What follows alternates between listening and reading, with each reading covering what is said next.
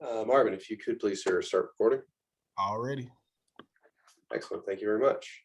If you did not catch the code for the Nearpod session, it is in the upper left-hand side of the screen.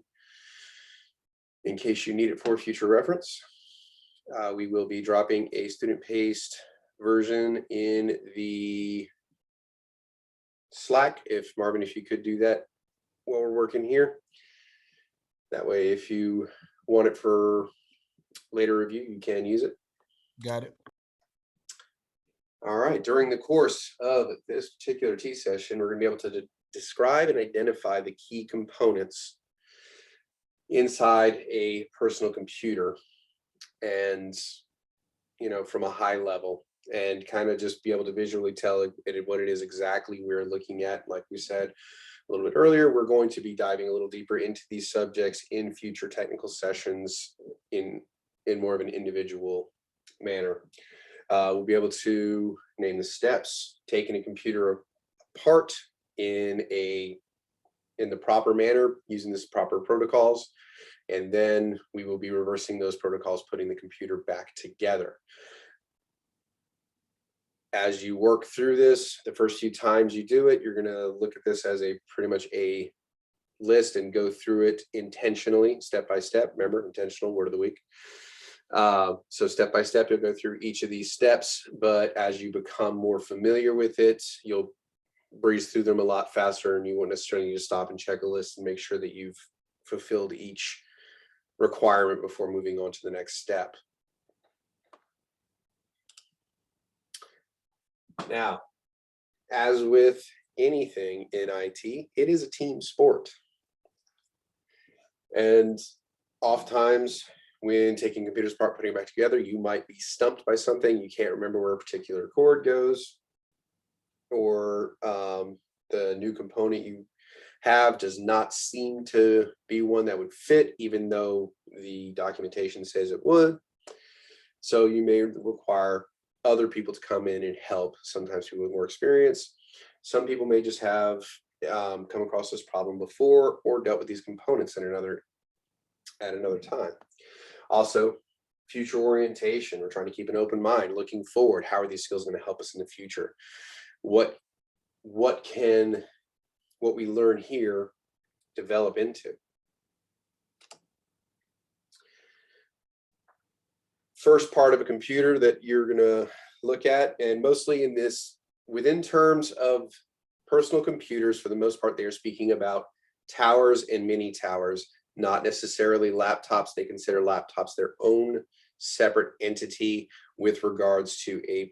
So bear in mind, they kind of push that a little more towards mobile device versus desktop PC. When they're speaking about personal computers, they are predominantly speaking about either a tower, a mini tower, or even an all-in-one. So the first part is the outer shell of the computer, also called the chassis.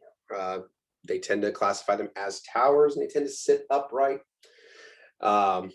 Cases tend to lie flat and more horizontal. There are some that are developed where they can sit either way. An all-in-one is everything all inside the monitor. It is a singular piece. They are very convenient. They take up a lot less space. But can anybody tell me what is a major downfall of an all-in-one? Just off the top of your head, what would you think would be a downfall of it? Well, I mean, obviously you have thermals. There's less, you can fit less cooling. Most of the time you can fit the smaller parts, mean you're going to have to run mobile or laptop hardware. I like it. That is pretty good. And the big thing is they're very difficult to upgrade. Much like laptops, they have very, very limited space, and so they're not easily upgradable. They tend to be just replaceable units, unlike a desktop tower or something like that, where you can do several upgrades on it before you would need to fully replace the unit. Within an all-in-one, it is a lot more challenging to do this. Mobile cases, those would be your laptops or your tablets.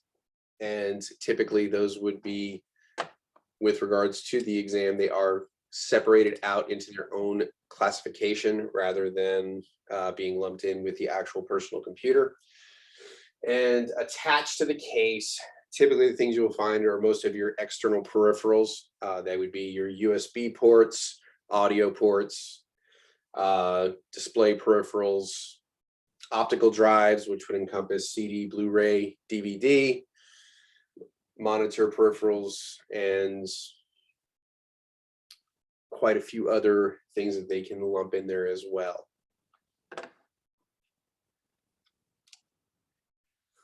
Now, once we remove the side case, then we start looking internally into the computer. And at first it can look, a little hectic, a little haphazard the first few times you look in there, because it looks like a lot. But there is a logic to it, and most of them are laid out basically the same. They have the same basic layout, so it's kind of easy. Even if you haven't worked on this particular model before, you can go in and say, okay, yeah, here's my power supply, here's my CPU, here's my hard drives. You start to recognize these components, much like, lifting the car in an engine. You can go, yep, there's the engine, there's the alternator, there's my clutch, and there's my battery. So you know where all of these components are, even if you haven't worked in that car when you lift it up, as long as it's not like a Tesla or something like that, something drastically different than the mechanical operation of what you're working with. The basic components are the same, and you just got to figure out where they're placed. So the first component in the upper left-hand corner, let's see here, right here. This will be your power supply. And this is where, when the power obviously comes in from the wall, it is going to distribute it throughout the entire computer. And each component tends to have their own power needs. And so these have to be separated out on different rails, depending on the amount of components you have and the volume. And then they operate off of different voltages. We will need to know the different voltages that are common within a computer system. We will be getting into that into power supplies, but just to be aware of that. Up towards the front of the case over here is typically where you would see your optical drives, such as like CD-ROMs, DVD-ROMs, Blu-rays, things like that. And those are becoming less and less common on computers, but you do still see them pretty regularly, especially in office buildings and stuff like that. Though more of the newer, like especially gaming computers and things like that, tend not to have optical drives. They tend to opt for more USB ports and things like that because it's more efficient for them. Passing through here, power supply cables. And then right here, this big blue square in the middle is essentially your motherboard, which is the central nervous system for the computer. It's what essentially allows the processor to talk to everything. In the middle of it, you'll see a big fan right here, which is the cooling unit and heat sink that is sitting on top of the central processing unit, or the brain of your computer. Right next to it, right here, is where you will put in your RAM modules, otherwise known as the memory. This particular one has 2 hard drives attached right here. And with hard drives, you will get a few options. We'll get into those a little bit later. I think in a couple T sessions, we'll talk about drives specifically, where they could be a HDD drive, SD drive, or a hybrid. And then we have the M.2s, which plug straight into the motherboard. And they are extremely fast, but as with most things with computers, the faster they get, the more expensive they get. And SD drives, or solid state drives, though they are nice, you can get high capacity, but they are significantly more expensive than an actual spinning mechanical drive or HDD drive. All right, so here's the motherboard. Over here's the front of the case. And we pointed out the memory slots. And then these red cables coming from the motherboard into the hard drives are called your SATA cables. Those are the cables that the data is transferring from the hard drives to the motherboard so that they can be processed by the CPU. Again, this is just a basic tour of the internals. Are there any questions so far? Yes, Scott. So I know you said that there's obviously different computers like all-in-ones, desktop, etc. And obviously we're looking inside of the computer. So my question is this: would most of them basically, like 90% of the time, would they look just like this? Would there be some similarities, maybe a little difference? Most towers, when you open them up, will look very similar to this. Okay. So the breakdown is the same, and you'll get to the point when you're looking at it in a motherboard, and it doesn't take very long, but you'll be looking at it in a motherboard and you're like, okay, there's my PCI slots, there's my RAM slots, there's the CPU, there's the north bridge, there's the south bridge. You'll know where all of this stuff is. Here's my front case ports. All of that stuff will start to make sense to you, and it follows pretty similar logic. Some of the cases, especially when you start getting into gaming computers, they get pretty fancy with how they, how everything looks. Like all the cables will be black because that's the color scheme that they were going for. They'll have lighting put in. Some of them will have liquid cooling.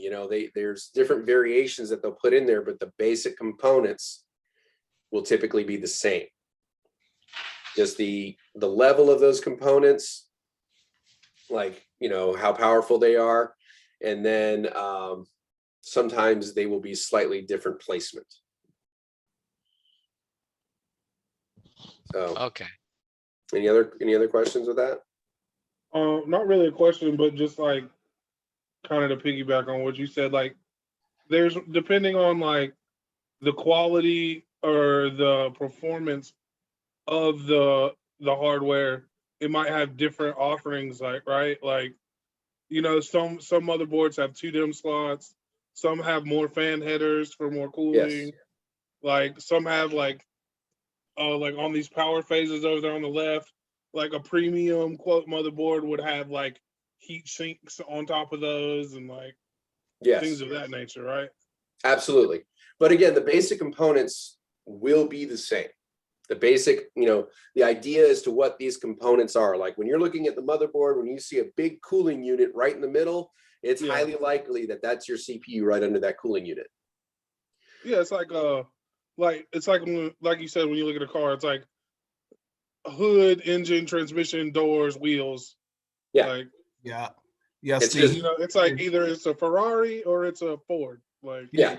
He's speaking big picture, big understanding. You're speaking more custom configuration, which we will get to. But yeah, to know if you're looking at a 4-cylinder like Toyota Corolla or something like that, and then you go look at a V12 Ferrari, that can be drastically looking different, but they're both engines. They operate off of the same principles. Same principle. And you can identify them based on similar, semi-similar appearance. Facts. Amber had a question. Go ahead, Amber. Yes, Amber. I just wanted you to repeat the purpose of the SATA data cable or SATA. I don't know. Well, the SATA data cables typically connect your hard drives and optical drives to the motherboard so they can communicate with the CPU. It's just they're data transmission lines is essentially what they are. You move data through them. Similar to your DVD player or your whatever attached to your TV. It's how they communicate. It's the cable that helps them communicate with each other. And we will absolutely have a T-session that is strictly on cables and connectors. And go through the different cables and connectors, their basic purposes, what they look like, what they're, so that you can kind of get a better idea of what they look like on the site, what they're used for, and then transmission rates and things like that. So we will get more specific into that. This particular T session is predominantly just an overview, kind of just exposing you to what we're going to be diving into for the most part. Will, you had a question as well. You go ahead, sir. Yes, it was actually just the same one. I was just going to ask if Mr. Kelly can repeat the SLATA data cables, what he had stated, but I already got he already stated it. Can he also repeat again about what he mentioned about the HD DVD player, and how does it work exactly, like in the computer? Oh, the optical drives? Yes, sir. Yes. That one right before the SATA cables you had mentioned. Yeah, that. I mean, they're in the upper corner up over here. Trying to find a color that comes out as good. They typically will be in the front top part of your case. And it will either be, if it's a really old computer, it'll be a CD-ROM. You typically do not see CD-ROMs anymore. But yeah, right. You know, you may come across it. So, I mean, you be aware of its existence kind of thing. More often, it is going to be either a DVD ROM, which there are different variations of DVD rewrite and DVD write and things like that. Or now you would see more Blu-ray, and then they do Blu-ray rewrite and things like that. Those are becoming a lot more common as they're actually phasing out, which is kind of weird. But they are a good storage medium. So individual users like still prefer them because CDs tend to have a pretty good longevity if stored properly. Oh, okay. Got it. Got it. Thank you, Mr. Kelly. No problem. No problem. But again, you know, for more high-end computers like gaming and stuff like that, you typically will not see optical drives anymore. They're moving more and more away from that and going for the USB-Cs and more USB-C and USB ports rather than actually having an optical drive in place because of the large volume of storage needed for programs.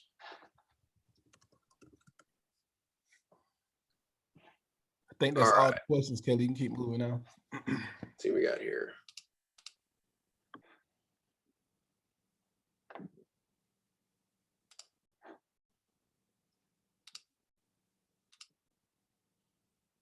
Oops. Kept all my annotations.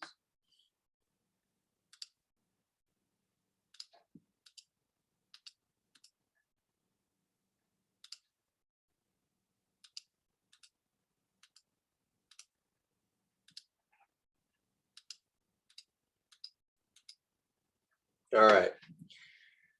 Again, just a big overview. We will be getting into these a little bit more detail because we will actually do a AT session strictly on motherboards. We're just trying to get an idea of the geography of, you know, what we're looking at, kind of have an idea as to what we're diving into. And start. Here's your main power connector for the computer. Right here, it's a 20-pin connector. And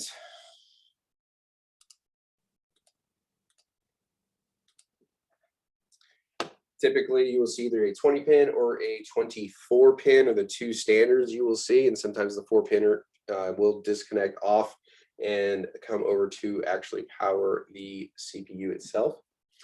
Right here in the center is the CPU socket, and that is where we will be plugging in the CPU. And there are two different types of CPUs that you will typically see, and it's because of the two big manufacturers you come across. You have, can anybody tell me the two main manufacturers for CPUs before I mention it? Intel, AMD. Intel and AMD. Emmanuel had it too. I'm sorry, Intel and what was the other part? AMD. Advanced micro devices, right? They typically use different methods to connect with the motherboard. If you remember the story I was telling yesterday, where I was talking about the TA going to put the microchip or the CPU into the computer and ended up dropping it. That was an AMD chip. Excuse me, one second. Check. Yeah, it was an AMD, and it's called a PGA chip, or pin grid array, and it has all these little pins that stick out of the bottom of the chip itself, and then they go into, this would actually be an AMD slot right here. They have all these tiny little holes that those little pins are going to fit down into. And so on site, looking at a motherboard right off the bat, you're going to know whether it's an AMD motherboard or a Intel motherboard, which one it's compatible with. Link to the Nearpod. I'm on it. You're on it. Thank you. Yeah. So on site, you'll be able to know, whether or not which brand of CPU you're going to need for each motherboard you have. If you don't have the paperwork on hand, you'll be able to tell. And when you look down at a motherboard, it's almost like looking at a top-down view of a city. You see all these little lines going across it, and it looks like little buildings, sticking up. And all these little lines essentially are the highways for the information traveling across it. And if you ever get a chance to handle a CPU, they're actually quite well notated on the CPU. It'll tell you on there what each component is and where it's located. So it'll tell you right next to it, it'll say CPU. Right next to the RAM slots, it'll say, excuse me, RAM slots. It'll give you a map on top of the actual motherboard telling you where everything is. Most do this, not all. And obviously, if they're showing you a picture of one on an exam, they're going to hide those factors from you. All right. And on top of the CPU, because the CPU can get really hot. I think you can get up to like 500 degrees in like 2.3 seconds when it starts processing. It's really fast. It heats up. So on top of that, you're going to need some method to dissipate that heat so you don't fry the chip inside of it. So you will need a heat sink to draw that heat away. And in between the heat sink and the CPU, there is the very, very valuable thermal paste that needs to be applied. If you forget to apply thermal paste, you will figure that out pretty quickly, because it won't be able to dissipate the heat quick enough. It could possibly damage the CPU if the computer does not shut down quickly enough. So it is a very important component, and just kind of remembering the layering: CPU, thermal paste, heat sink, fan, or other cooling unit like liquid cooling or something along those lines. Up here near the, I guess the bottom, those are all your external input output ports for the computer. You'll see your keyboard and mouse ports here. You have your USB ports, you have your network port, you have your audio ports over here, and your monitor port right here. This is obviously a much older one, but up here, this one only has 2 slots for RAM. So right around here, these would be your RAM slots to add memory. And then they have the AGP slot, which you don't really see very often. It's for a graphics card, but more often they will use now what's called a PCIe slot. You had the old PCI slots like these here. And then when those were starting to not be able to handle the processing power, they moved over to an AGP, which is this. And this was used for a very short period of time before they moved on to PCIe, which is extremely fast ports for transmitting data. And that's typically now what they would use for graphics cards. But the technology that they used to bridge that gap was the AGP slot. But again, we will get a little more detail into this when we start dealing with motherboards. We're just trying to give you a overview. Now, other than your CPU, once you can identify it, if you look at the motherboard, you will see you want to look at the closest big heat sink next to that motherboard is your north bridge. That's that CPU. Right here. And the north bridge handles a lot of the really fast processing for the CPU. It's basically it's the right arm of the CPU, and it's always going to be the closest thing to it, so that there's, you know, less distance to travel, allowing for more speed on the motherboard. Even though it's happening in microseconds, the further distance you have to travel, the more delay there is in processing. So oftentimes they try to start incorporating things either into the motherboard or into the central processing unit to be able to speed it up. The more you can do that, the faster it becomes. And in fact, more modern computers now are even integrating the north bridge into the CPU to make it even faster. Are there any questions so far? Oh, one more thing, forgot to point out here.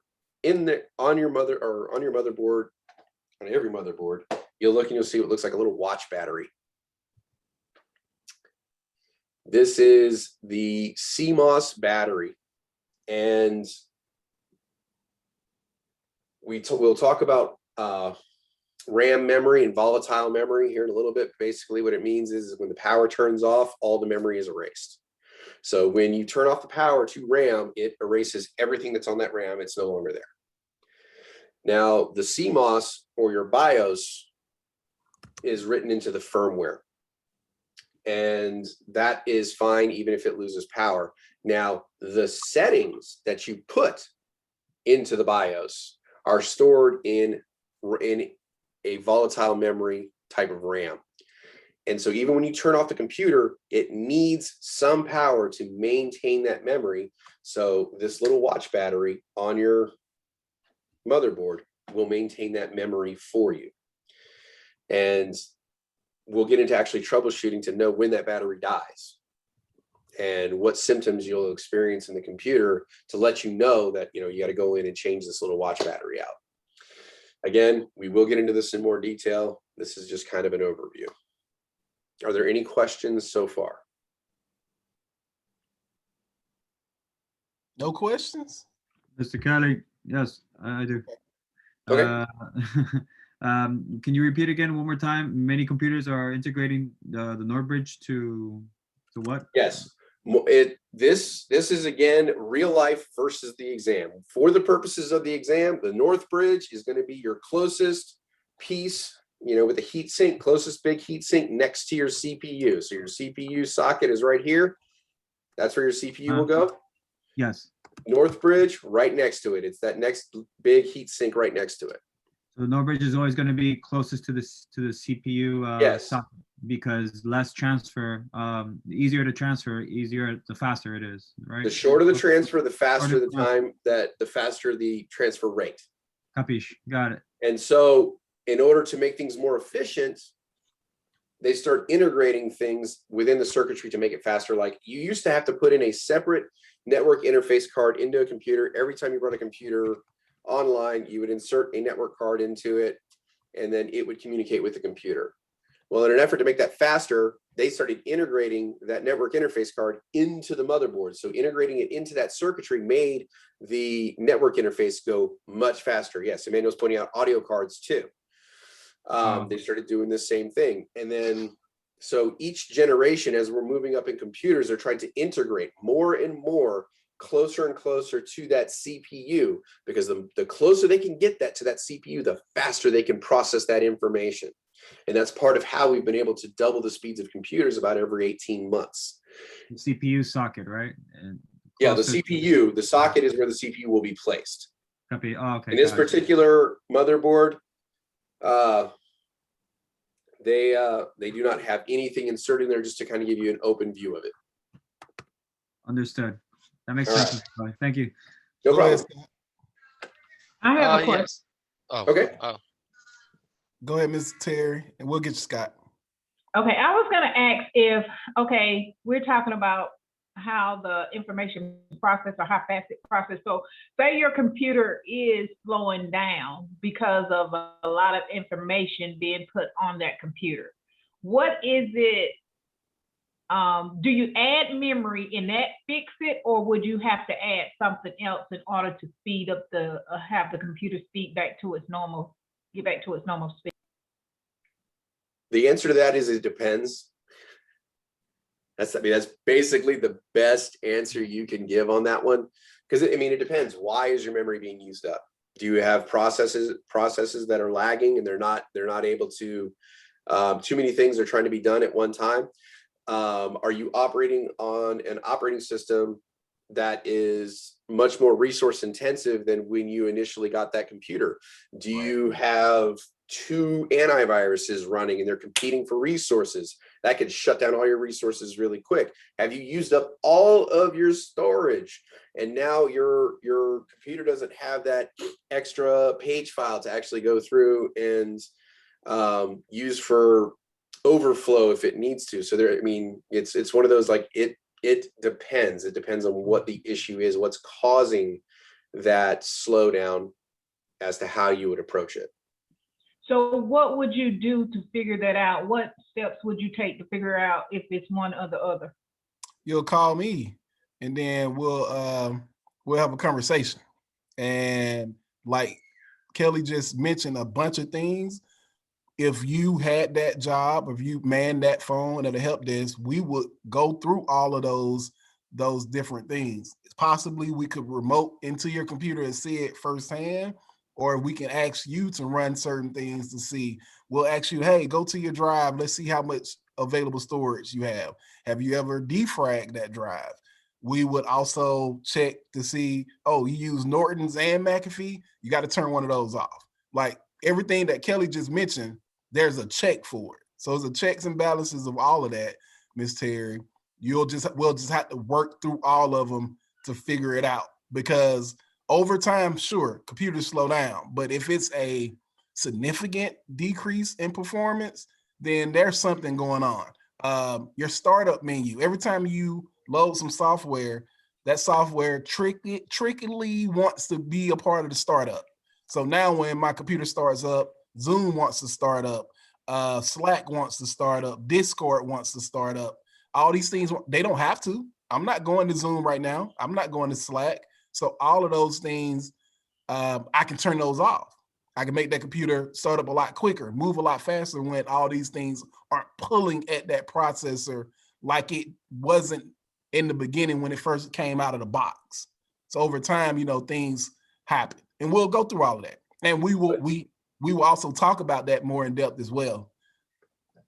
But as you're pursuing many of these things, you need to use your behavior skills and mindsets, persistence. You keep searching for that answer, keep digging deeper into that problem, because the slowdown may be a symptom of something else happening. And so as you start going through, I think Emmanuel mentioned Task Manager and different things like that, you will start unraveling what those issues are. But if we're in IT, you have to be intrigued by puzzles and want to be a natural problem solver and try to get to the bottom of a lot of these issues. Yeah, overheating is another one. There's various reasons, but again, we will get into that a little bit when we start getting into troubleshooting and different stuff like that. Who else had a question? As a like a quick hand emoji reaction, whatever you can. Is this your first time seeing the inside of a computer? You can do it. You can do a digital emoji. You can do a thumbs up. Okay, William, Frankie, Jackie, Kendall. Okay, Scott, you've seen the inside of it. You haven't raised your hand. I know you have, EVV. Jermaine, I know you've been inside of one. Chris, this is not your first time? Okay. One of the things that we want to get over is the level of intimidation. If you did what we talked about yesterday, which I don't want to say it. I want somebody to tell me before you open up a computer, what do you have to do? Can you repeat that? Power button for 5 seconds. There you go. And we're doing what when we do that, Ashton? Draining the capacitors. There we go. So once you do that, you unplug it, you got it all drained out, you open it up, you see this. Don't be intimidated because, like I said, you're not going to hurt anything if you follow those rules. But you need to know how to maneuver inside of that case. Because, I mean, if you don't know what a CPU reside, how quickly can you find that north bridge? Or if you don't think it's a north bridge there, and you think it's just a south bridge, then you know that north bridge been absorbed by the CPU. Like, how quick can you find those PCI slots? Or so you want to get comfortable with seeing these things. And test out, you'll be able to look at this more as well. But I just wanted to get an idea of who if this was your first time. And hey, welcome. We'll be looking at pictures like this a lot, but this is nothing to be uncomfortable or intimidated by. It's just something that you need that's going to start this path, and we'll build on the knowledge that as we go. So thank you for that. Steve, you've seen the inside of one, right? I think the way that you've been talking, I think you've seen the inside of one as well, right? Yes. Okay. Quite a bit. All yours. William, do you have a question, or you just had your hand up for my question? Okay. Yeah, it was my bad. Yeah. No problem. All yours, Kelly. Anything to add, Diego? Yeah. Oh, I just got a quick question. I know we're ready to move on, but just real quick, I promise. If we ever need to access this picture, we could always go to the Nearpod, correct? Correct. And they should have a pretty good one in your book too. So that too. Okay. Test out has a video and detailed information about this. Yeah. Test out has it. You'll have that today. Today, preferably today. So You need. And they actually have simulations for They'll installing. be activating it for them for today. We got word that today they should receive access, or we should have the ability to give them access today, prior to lunch, for that and Coursera.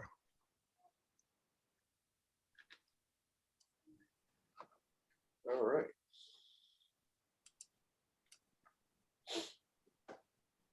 All right, here's another view of the motherboard from a different angle. On this one, you actually see the case fan, or the CPU cooling unit is in place, meaning the CPU is already installed. Here is regular PCI slot that we would use for different peripheral components. Here is the backside of what would be the front ports of the computer, as we were talking about earlier, your mouse, your keyboard, USBs, monitors, display ports, things like that. Diego just dropped GIF in the chat. That's probably a good picture of this. Down here just below the CPU, you have the 4 memory modules, or DIMMs, already inserted. Here's the actual power connector for the motherboard. And over here, this side, would be your SATA connectors. And could somebody tell me what this is right here?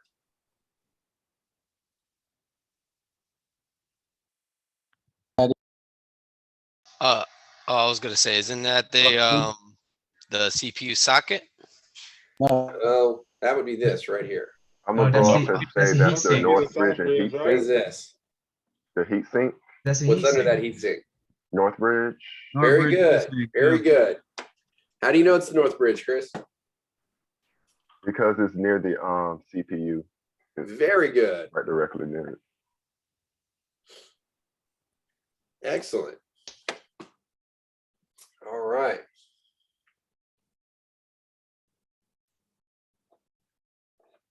So, yep, we got the PCI slots over here for added components, but we'll, again, talk a little more detail in those when we get into the actual motherboard technical session that we're going to be doing. I believe it is tomorrow. And here's a rough breakdown of the external ports, just to kind of give you a better idea. That's more of an updated port because the last one had. Do they even carry keyboard and mouse slots anymore? Because all of those get converted to HDMI.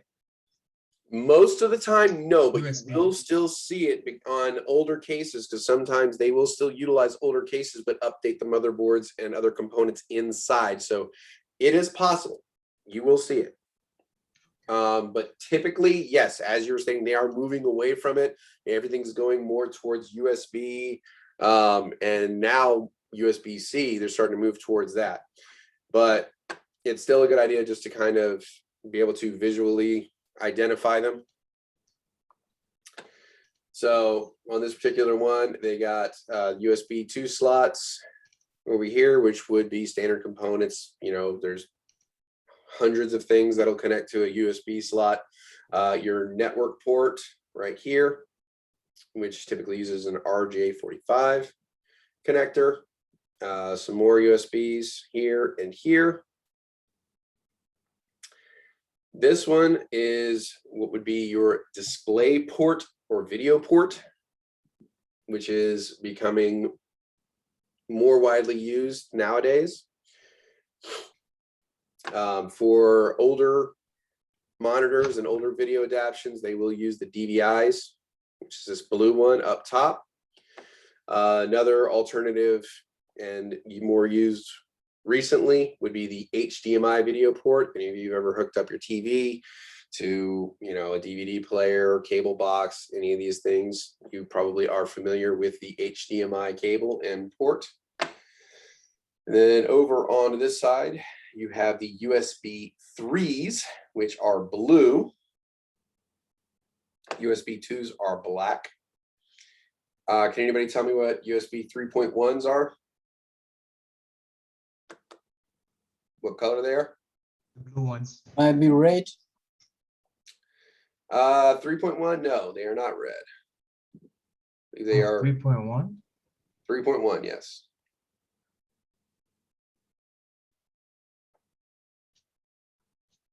If memory serves, I believe they are teal.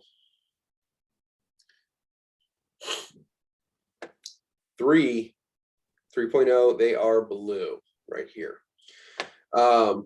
Right above that, right here, this is a Firewire port. Now, this is a technology that is kind of working its way out. It was starting to gain popularity, but USB 3.0 kind of overtook it, and it's already a technology, you know, in use, and they were able to just really improve upon it. Firewire just never really took off. It is typically used in hard drives, things like that, but you know, more and more computers are not seeing them anymore. Man, you had a question, sir? Yeah, can I go back to the 3.1 question because my brain is chipping now? What's usually 3.1s are for? 3.1s, I mean, it's a faster version of the 3. Okay. That's it. You can plug a USB 2 device into a 3.1. It's just not going to use the full potential of that port. Okay. The 3.1 will allow you to use a much faster device, have a much higher throughput. Got it. Now, when you get to USB-C, then the port actually changes shape, and that is what we're moving more towards now is the USB-C ports, because they do have a very, very high throughput. It's a reversible port, and more companies are kind of moving behind that technology and starting to do it. Even Apple is. So, and they typically wanted to use their own proprietary connectors for everything they did. Lastly, on this, you would see your audio ports, which would be your left and right speakers, your microphones, mono, and then the one at the bottom is for coax. I thought that was fiber sound. Am I wrong with that, Diego? Bottom square here. Bottom square where I can't see your mouse. I'm sorry. Oh, that, yes, that is a fiber. I'm sorry. I'm Yeah, it's fiber. It says for coax. That's that is. I'm not sure where it says coax, so that's right here. I don't know why it for says those that coax. probably That's have an typically- Xbox, they'll probably recognize that, or a Sony. That That's is the the that's the fiber for the Audi. sound. Oh, I thought yeah, That's the the audio audio cord. fiber. Yeah, the audio Yeah, it has cord. the audio fiber cord. You usually put it from there to your sound system with a fiber cord that goes to the other side. It's usually a red light that you'll see that's Yeah. coming out of the back of your Xbox or your PlayStation. Yeah, I just didn't know why they had the coax there. Audio? The That's optical the- cord, yeah, that Yeah, little optical black cord system. that comes out of the back of those high-end audio Receivers. Yeah. receivers. For the You usually see that little red light. audio files out there. They want the really crisp sound. While we have this break, everybody knows, or let me make sure I mention it. If you have a Gmail account, if you have a Gmail email, a Google account, if you use the code that you see up at the top, AW327, you can actually log in, save these notes next to these next to your slides and download them, and you'll have access to them. You won't have to like keep trying to figure out where they're located. You'll always have access to them. Yeah, so let me Diego's try showing us how what to he's do about exactly. to tell, what he's trying to tell us. So I went to Nearpod right now, and if you don't mind, Kelly, I did not write down that code. Can you give me that code, please? Alpha, Wisconsin, 327. Alpha Whiskey 327. Wisconsin. I like that. Word. I am military. I will take whiskey. I Yes, know. please. Was the one last cohort? H for Happy Meal. Happy Yeah, Meal. that was great. That was awesome. So you're gonna see this little notepad here. It looks different than what he has. You're gonna see a little notepad.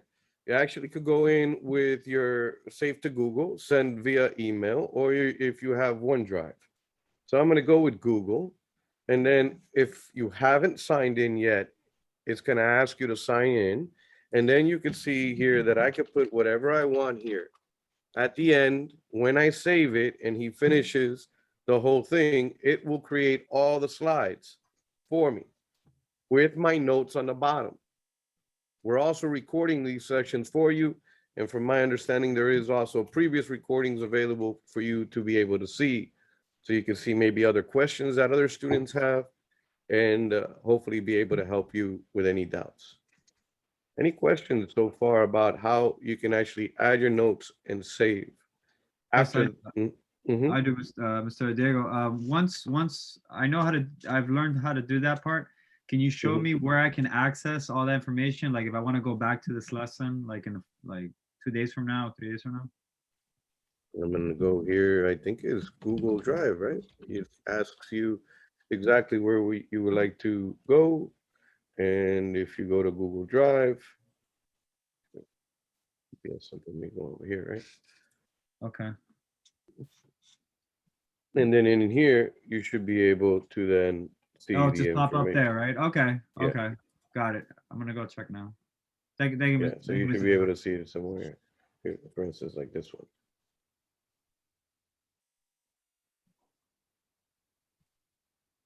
Got it. Any Thank you, other sir. question? I know a lot of people was wondering how to access it. You know, there's other ways, but that is the way. As actively, you can actually be taking notes and jotting things down. So it's a great option there. That's why we get you to sign in and everything. Thank you, sir.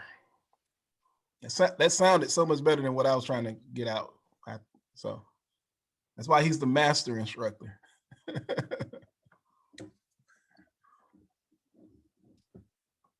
That is true.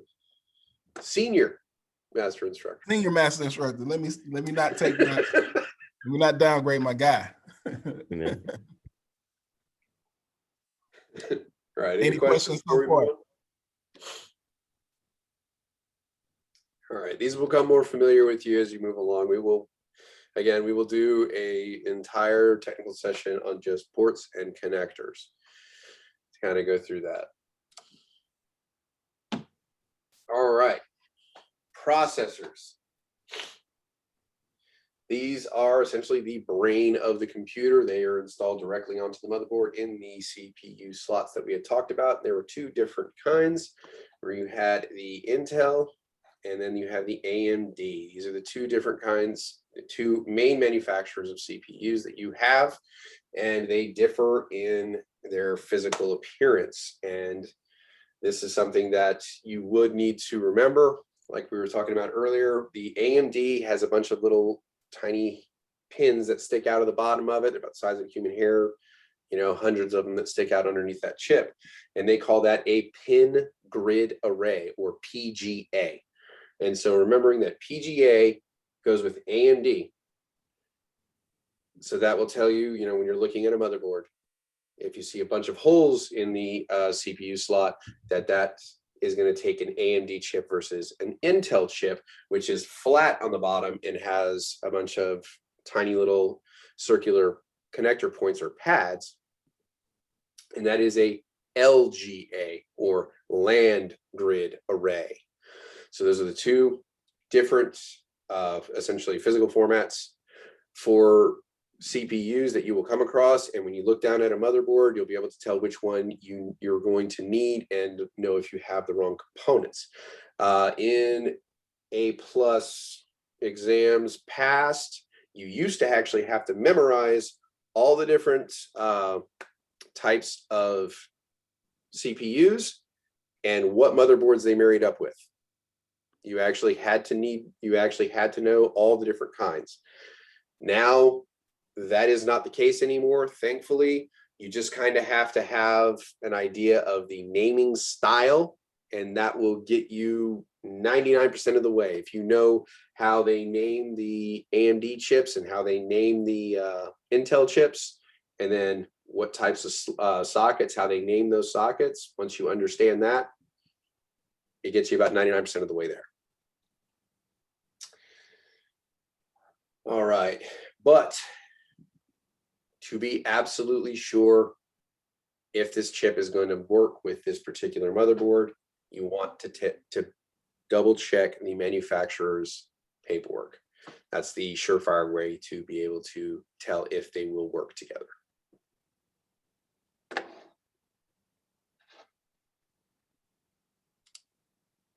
Oh, sorry. Any questions on CPUs so far? Just like I said, brief overview, kind of getting an idea on it. Are we going to go over those like naming schemes? Yes. Okay. Absolutely. That it will be in the CPU technical session we will do.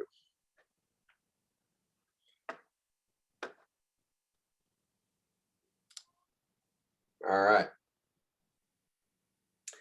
Heat sinks, passive cooling, and fans.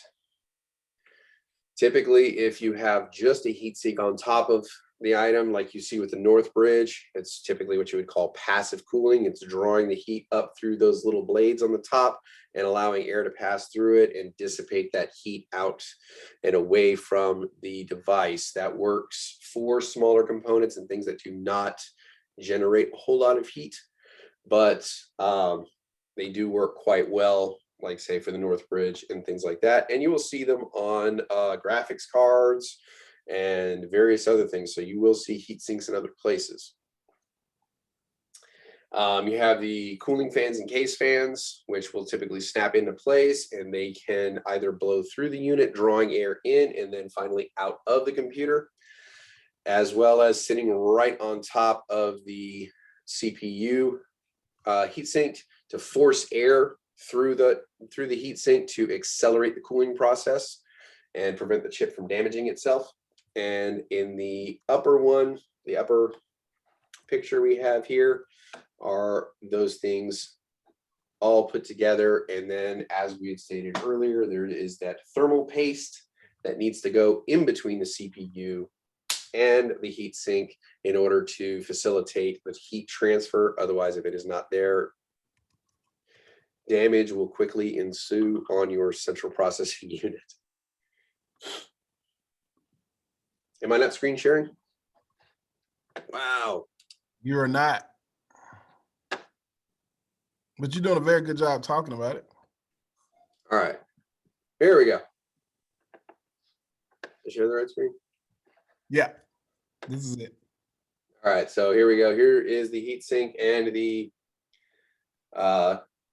CPU fan all linked together. Obviously, like we were saying, the thermal paste goes in between the heatsink and the central processing unit to prevent damage. Here is a basic heatsink for passive cooling, and they will either snap into place or lock in with arms typically, and some actually will even screw in.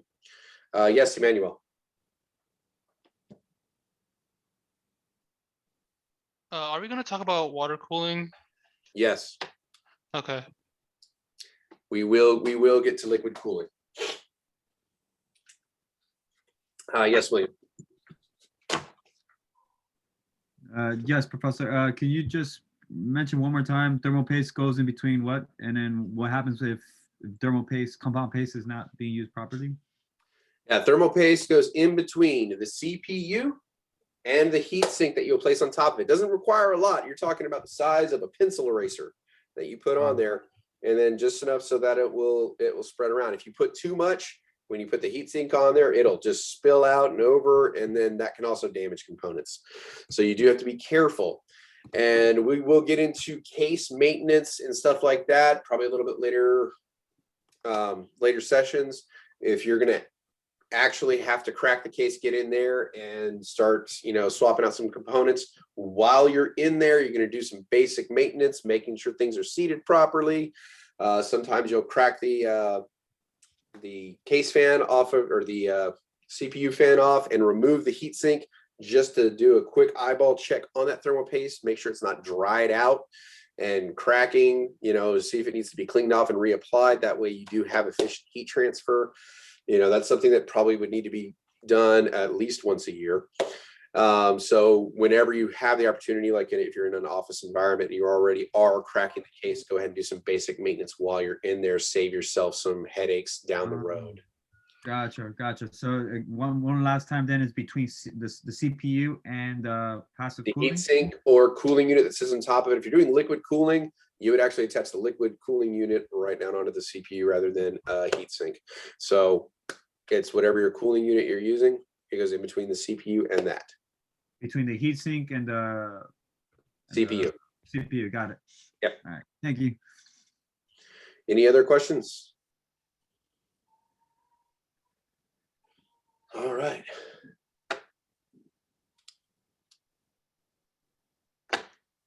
Memory modules or RAM blades. Typically, they will work in parallel. Sometimes they will work three together. You need to pay attention when installing these, because these memory banks, as they are called, or slots, work in a very particular way. Sometimes the CPU can work with a single RAM module, but once you increase beyond that, they typically need to be increased in pairs. If they are working in two, like banks of two, sometimes they can operate in banks of three, and then you would have to increase your RAM modules by 3 rather than by 2. And you actually are able to modify this in the BIOS and tell the the computer how you want it set up on a lot of motherboards. And also, it's a quick way to go into the BIOS to verify, once you've installed the memory, that your computer can actually see that it's there and it's actually functioning. And one of the things you got to be careful of is when you install them, they have to be identical types of RAM. You cannot install a 32 gigabyte RAM and a 16 gigabyte RAM in the same bank, because they won't function together.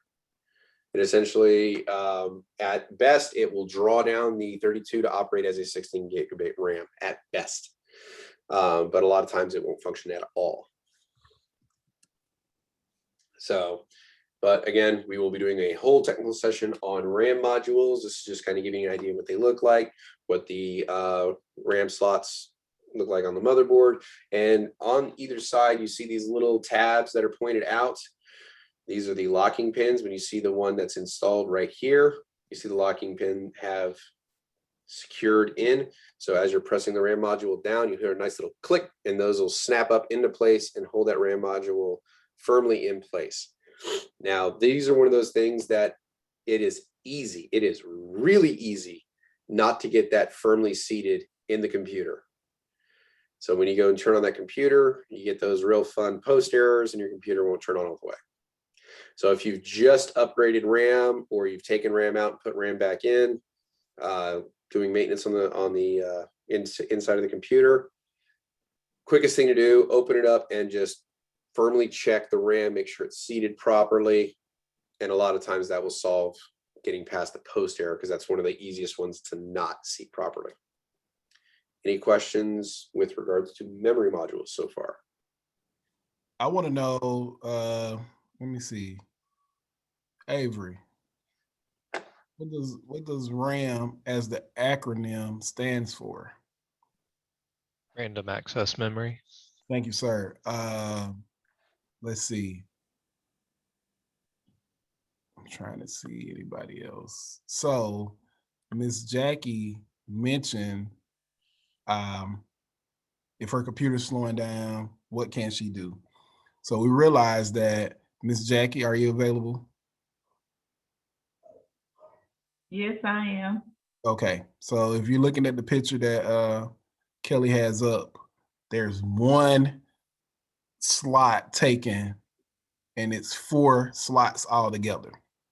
Your computer's running slow. You power it down, turn it off, open it up. You see this. What's your next thought process? Avery just told us that the RAM stands for random access memory. You have one, like I said, one RAM module in there. You have 3 slots empty. Your computer's running slow. What's your next? To add memory Okay, in that's one of those available slots. There you go. There you go. Which could possibly increase the speed. Well, it's not even a possibility. It's more than likely going to increase your speed. This may be one of the reasons why your computer's running slow. Coming out of if you buy your computer from a big box place like a Best Buy, they are not going to max you out in most cases. They'll give you enough to work with a little bit more room. They're not going to max you out. You max yourself out over time, give you a little room to build and grow into. So there's ways to figure out which one you need. There are certain sites you can go on. But let's say, for instance, you've already know that you need, or your computer has 2 gigs in it and it can expand to 4 gigs. One slot, 1 gig each. So I just told you that you have a maximum of 4 gigs you can put in there, and you currently have 1 gig in now. So we can upgrade it to what, Ms. Jack? I'm still messing with you. You can go all the way up to 3 if you wanted to, but you can do a 1, 2. How many you think will suit your needs? There we go. So, and the information that's located on that RAM stick will give you the right RAM module to purchase. There's a whole process on how to place it in there. I just want to let you know that, so you mentioned that if your computer's running slow, this is something that we can do to address that. Now, while I still got someone, let's see. Steve, you with me, sir? What's up? All right, Kelly, put your mouse over the, come down. I don't want to tell you what it is. Down, left. There you go. Steve, what is that? This is a Cmos battery. Thank you. What does the Cmos battery do? It holds a little residual power so that your BIOS and any firmware updates could be retained when you power off the. Steve, you must be like the ringer. You quiet assassin back there. I'm gonna pick your brain, man. Since I know this is your area. I love to do. Yeah. Okay, I got you. I'm gonna mess with you then. Let's see. Right. Appreciate it. Let me get somebody else. Jermaine, you looking like you want to answer a question. Now that's my next one. What's that? What's Kelly's putting a circle over it? What's that, sir? It's, I forgot what's the name slot it is for. I'm bad with names, but I know it's for Tell me what it's for then. We'll get to it.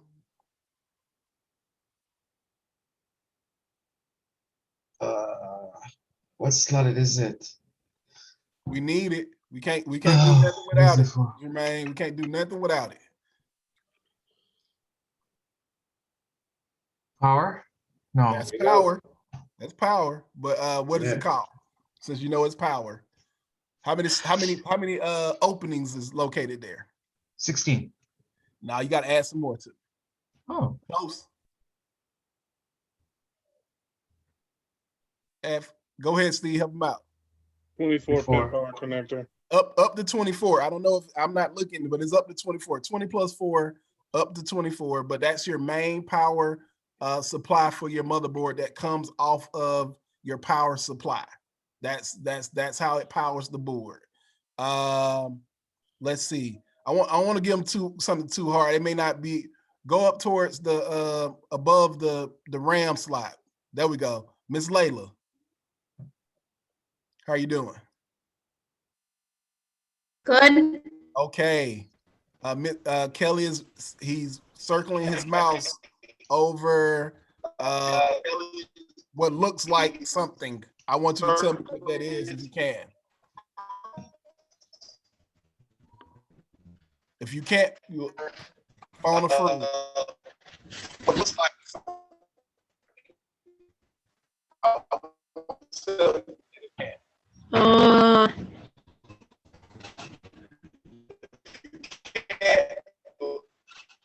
Phone a friend. Is it the CPU? Close. It's the CPU is up under there. What's on top of the CPU because it gets super hot?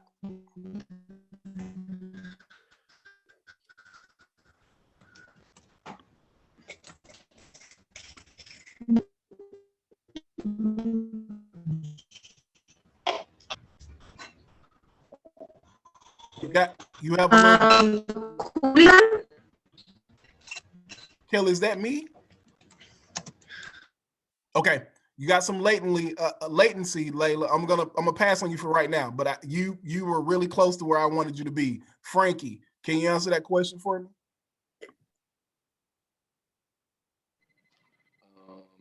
If the CPU is under there, then that's the fan. I like it, sir. Thank you. And William, last but not least, what's beneath the CPU fan, but above the CPU chip itself? What's sandwiched in between there? The CPU chip, which is on the socket, right? And then There you go. And then okay. there's something in between that socket and that fan. What is that? It's the NOR bridge, the heatsink. You asked a lot of questions about it. What's properly placed between that CPU fan and the processor? Not the heatsink, because we already mentioned that, right? The heat sink and the fan all together. You got the heat sink fan together. You got something sandwiched in between. I'm calling it a sandwich. The thermal paste. Bam. There you go. All right, thank you. That's what I want. All right. We can keep it moving. I just wanted to make sure that everybody was, locked in and seeing the things that we're throwing out. Just a little quick check for understanding. Everybody did really good. I do appreciate it. That helped. Thank you. Thank you. No problem. All yours, Kelly. All right. Now, a lot of motherboard manufacturers, they make it a little easy for us to figure out on a quick visual inspection which RAM banks work together. So a lot of times they will color code them. So in this particular case, RAM bank 1 and 3 work together because they're both colored black. And then you have RAM banks 2 and 4 working together. They're both blue. So when you're installing the RAM, you can do a quick visual check for color coding. And typically the ones with the same color work together. Again, on some of your gaming motherboards, they will make all the RAM banks the same color just for visual appeal. And then you will need to either check the BIOS to see which RAM banks work together. Also, it would be notated on the side on the actual physical silicone motherboard. Any questions so far?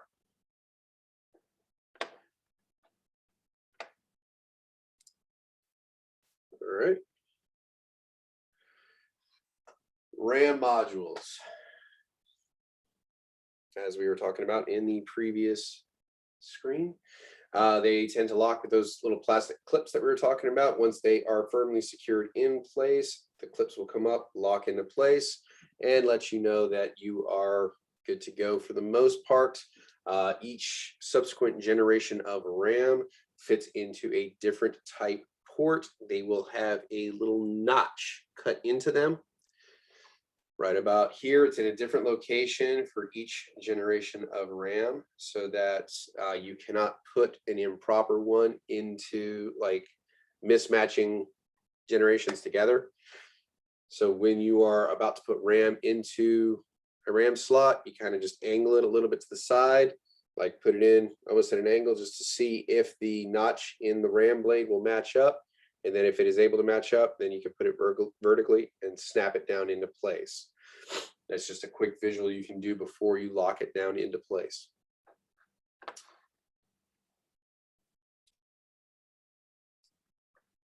The type and speed and generation you're allowed to use obviously is determined by the motherboard specifications.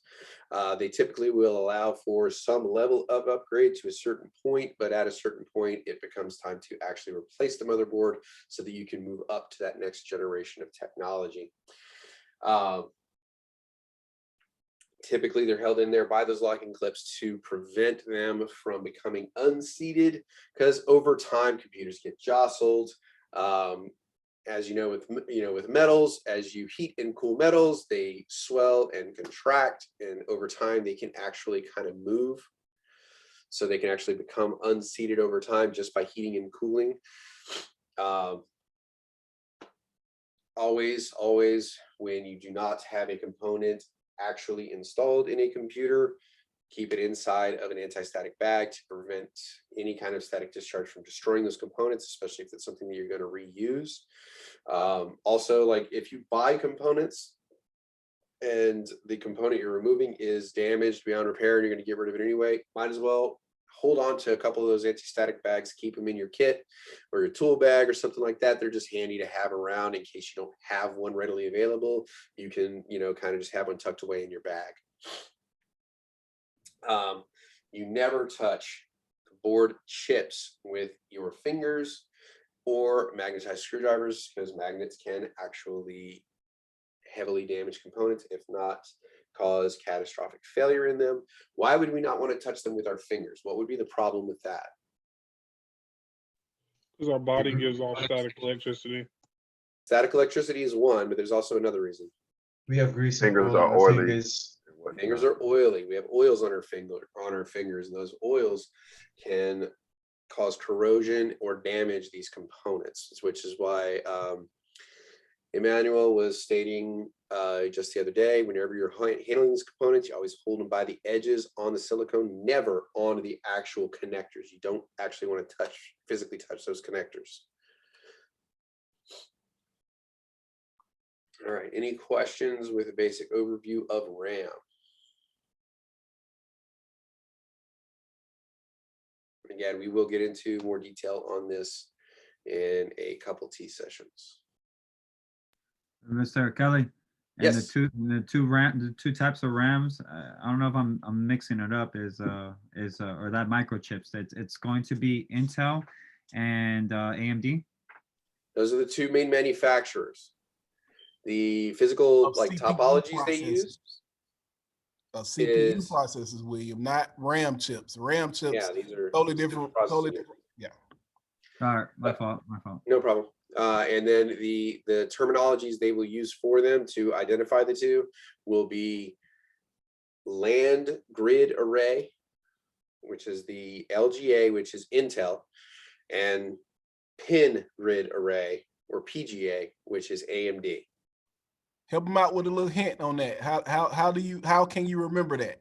Well, the land grid array is flat like the land. It's so it's smooth on the bottom of the chip. It's just got a bunch of little connection plates underneath that the pins will come up from the board and it will be flat and sit on those pins, versus pin grid array, which has pins sticking out of it, and that will have pins that will go down into sockets on the actual motherboard. The way that, and that is true, the way that I connect it and the way that you can try to connect it in your head, William, and class, Intel, LGA.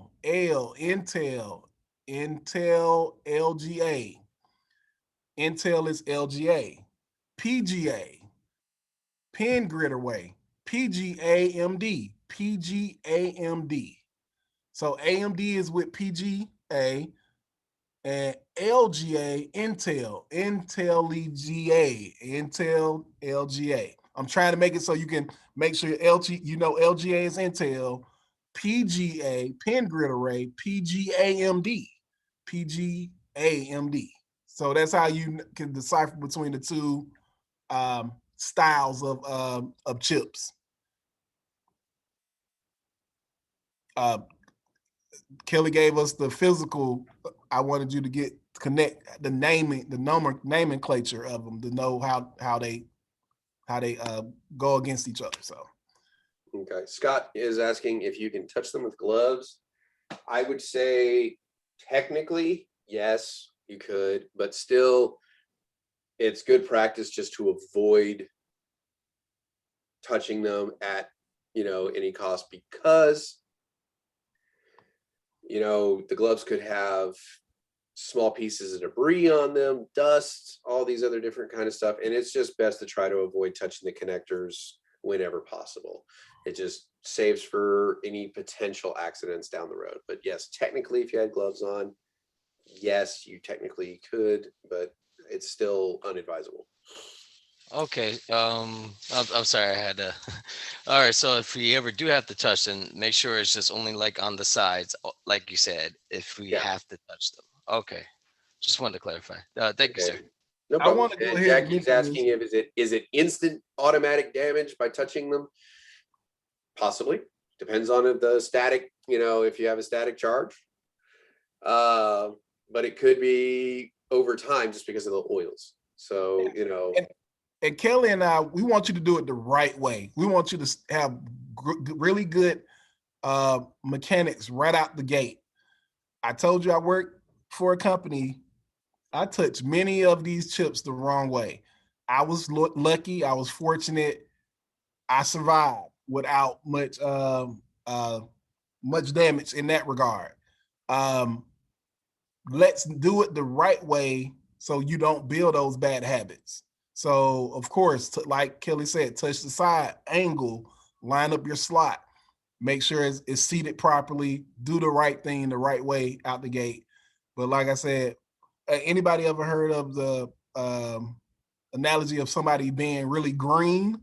Anybody understand when I say that, being really green? You ever go to the store and you buy some bananas and you don't get the ones that's really yellow, you get the ones that's green. They're not right. They're not ready. I worked in the field and I was really green. I was trying to do what I saw other people do, not knowing the why behind a lot of what I was doing.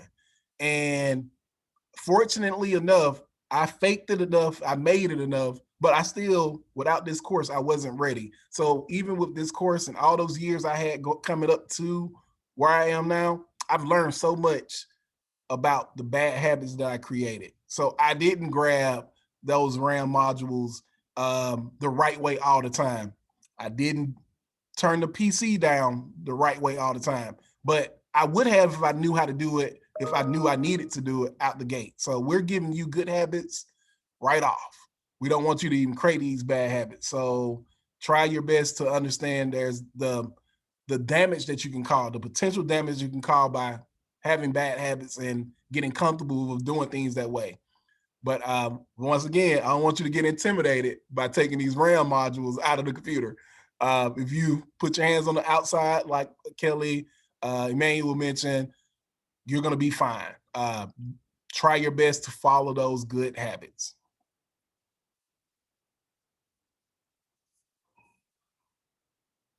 Exactly.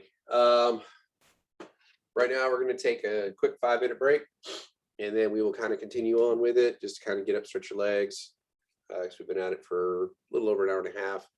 So meet back at 10:50, and we will continue on.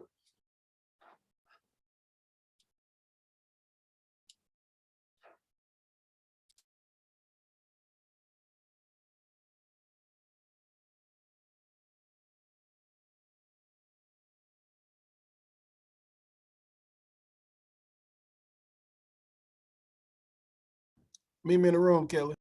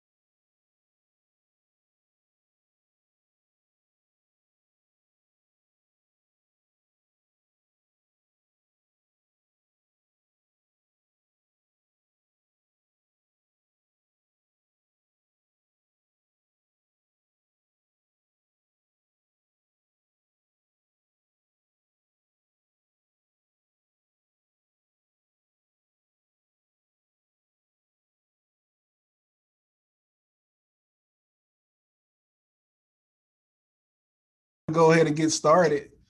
We already talked about that. Is that through CompTIA or is that through Coursera? Which one?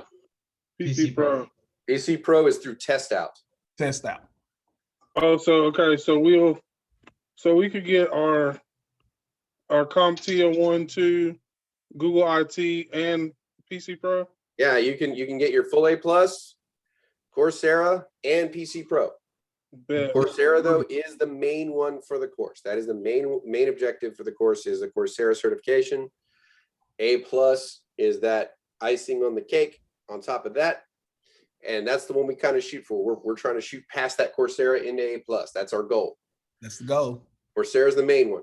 So, I mean, I do implore you, do not neglect pushing through Coursera to try to focus on A+, because they supplement each other. So definitely push through both. And those videos are short enough that you can really get a lot done in a short amount of time. So, and that's the expectation. We want you to leave with that Google certification.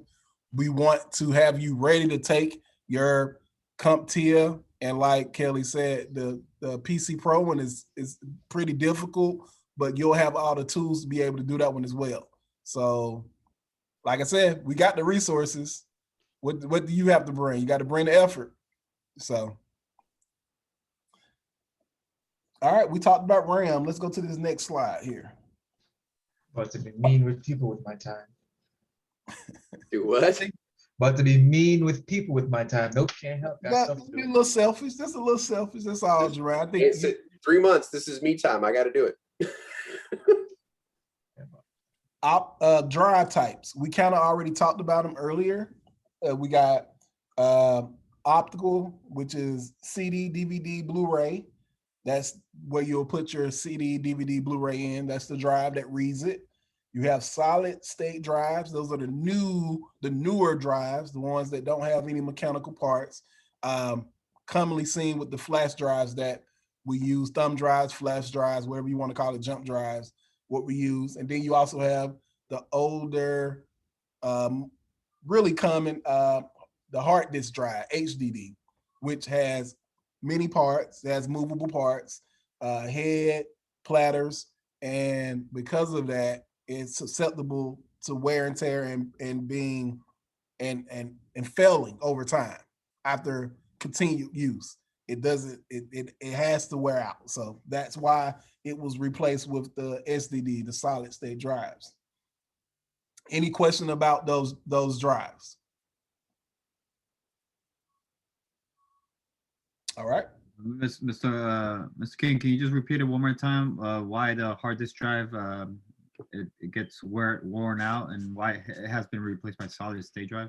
Okay, so the hard disk drive, the old drives. Let's see, do I have one around?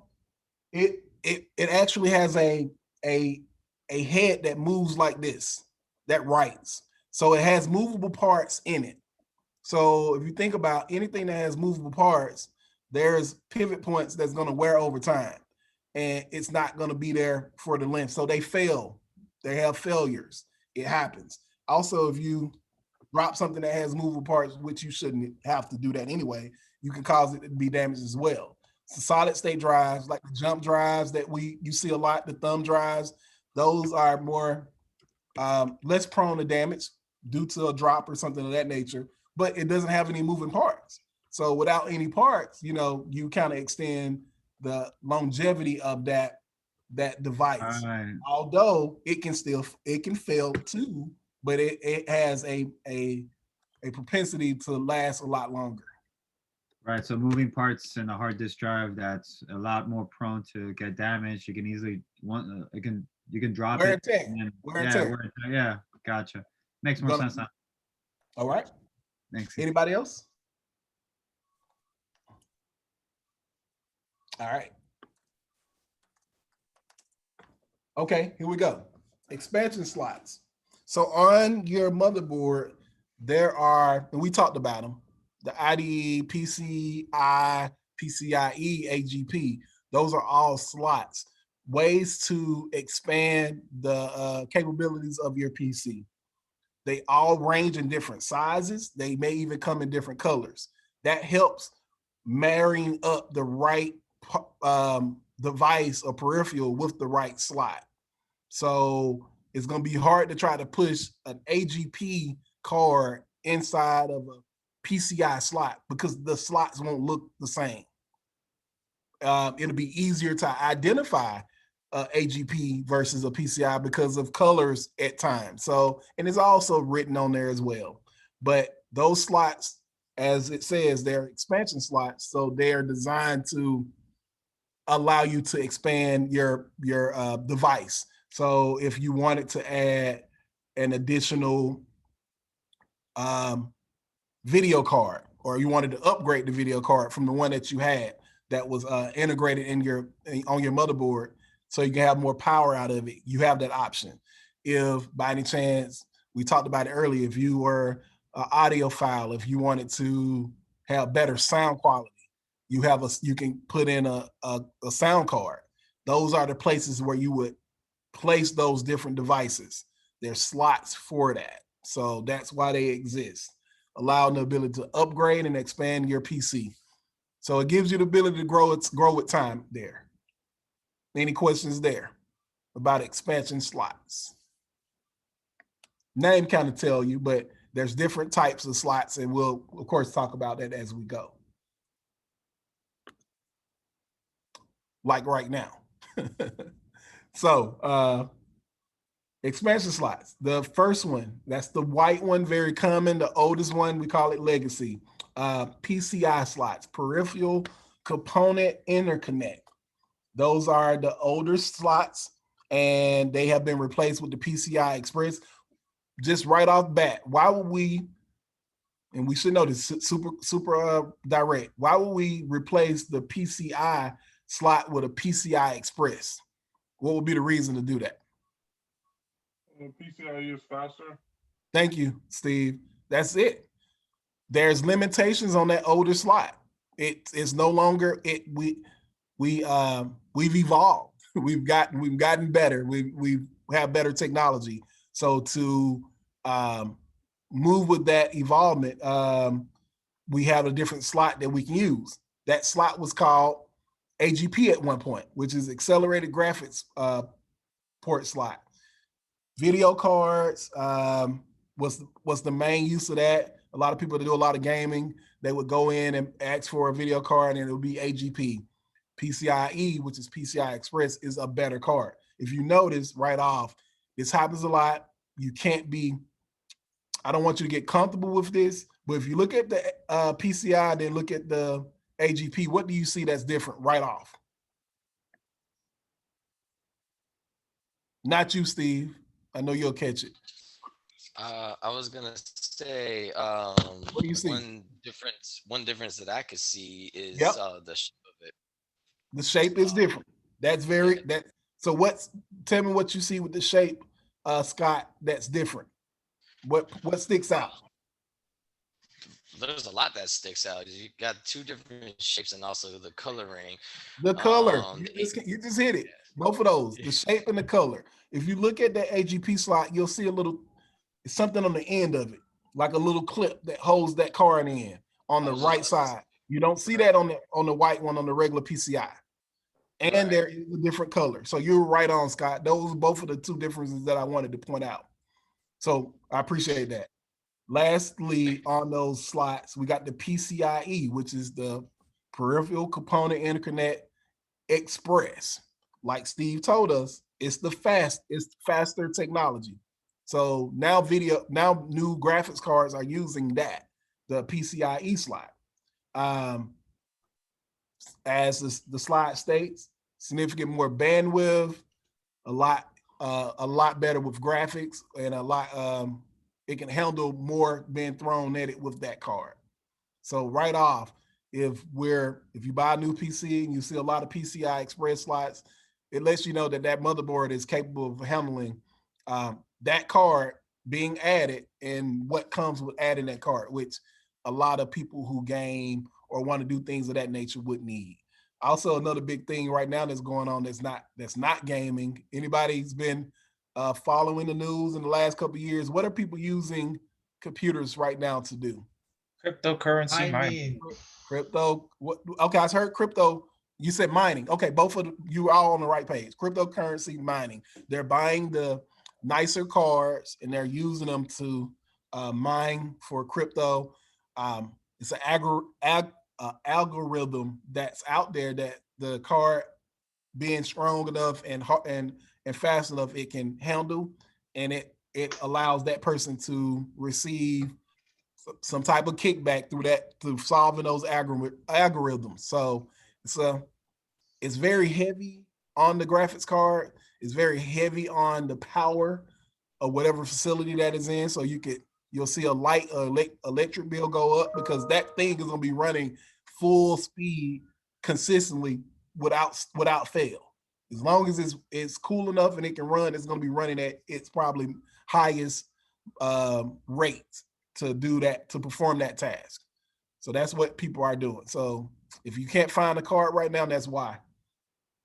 So, but others game with it. That's the other obvious option with it. And some people may use it for work. Kelly will kind of allude at times when you talk about me. My background is in healthcare, and I had to deal with a lot of radiologists. And so radiologists needed really strong graphics cards because they're reading images, and they didn't want, when they scrolled through to look at the lungs and things of that nature, they don't want it to slow down.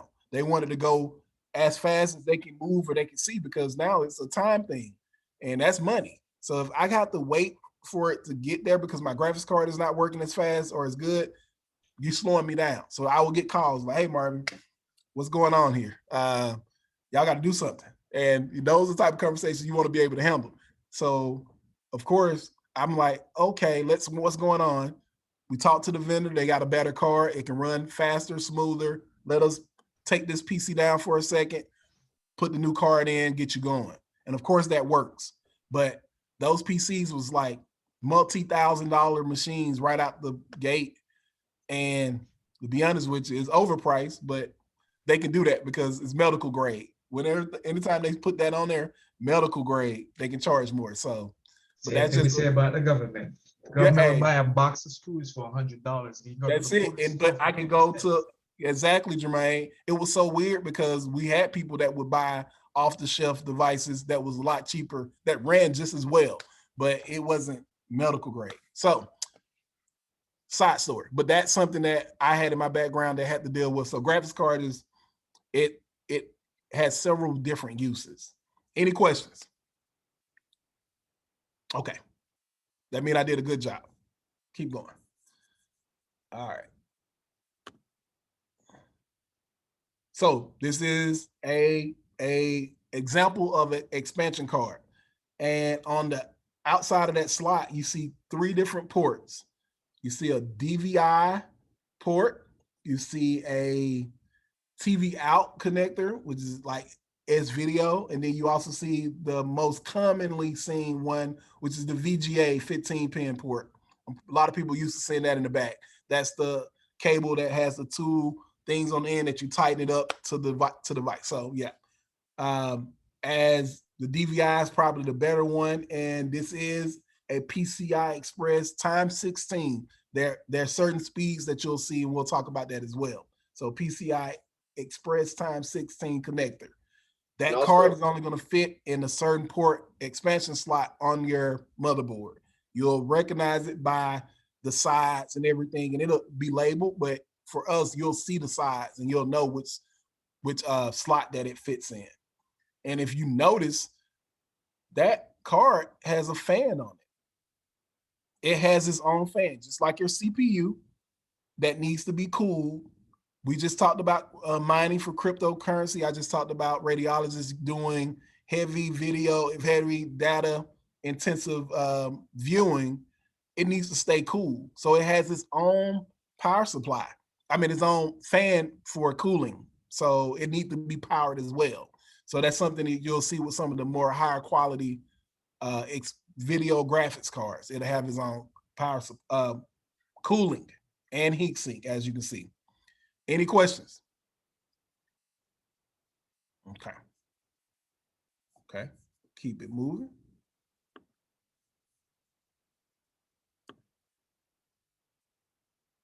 All right. Mr. King. Go ahead, sir. Can you go back on the last slide real quick? Yeah, I got you. I kind of missed this part. You have to excuse me. Can you break it down to me, the heat sink and the cooling fan, and what's the difference between that and the big computer? Guess what? I'm gonna do you one better, William. All right. What do we use the heat sink and the fan on the processor for?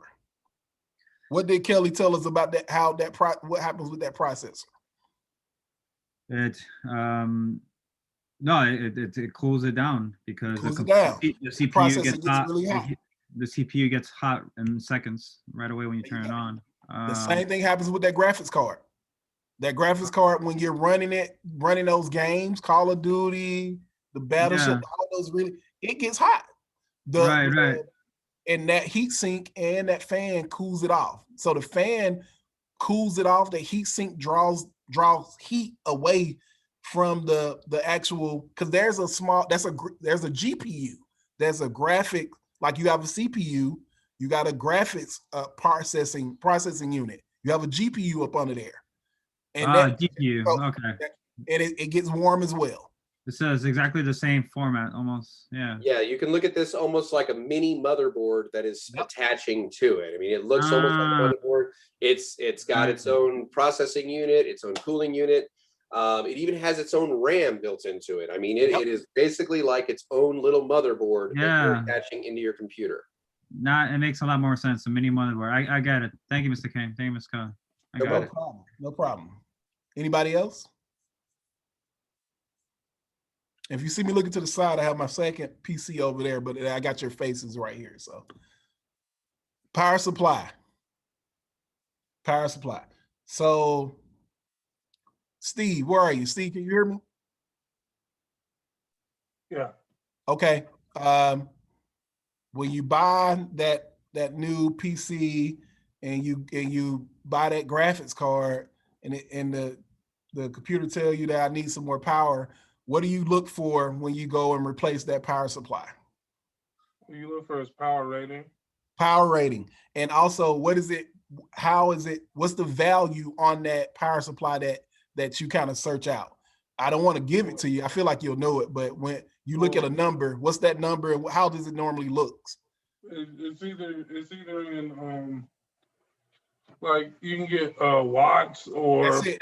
That's what I wanted. Yeah. So you get the one with the higher wattage. So you have a 650 watt power supply, 800 watt power supply. So that power supply that number is suggesting all of the things that you have plugged into it, what it can handle.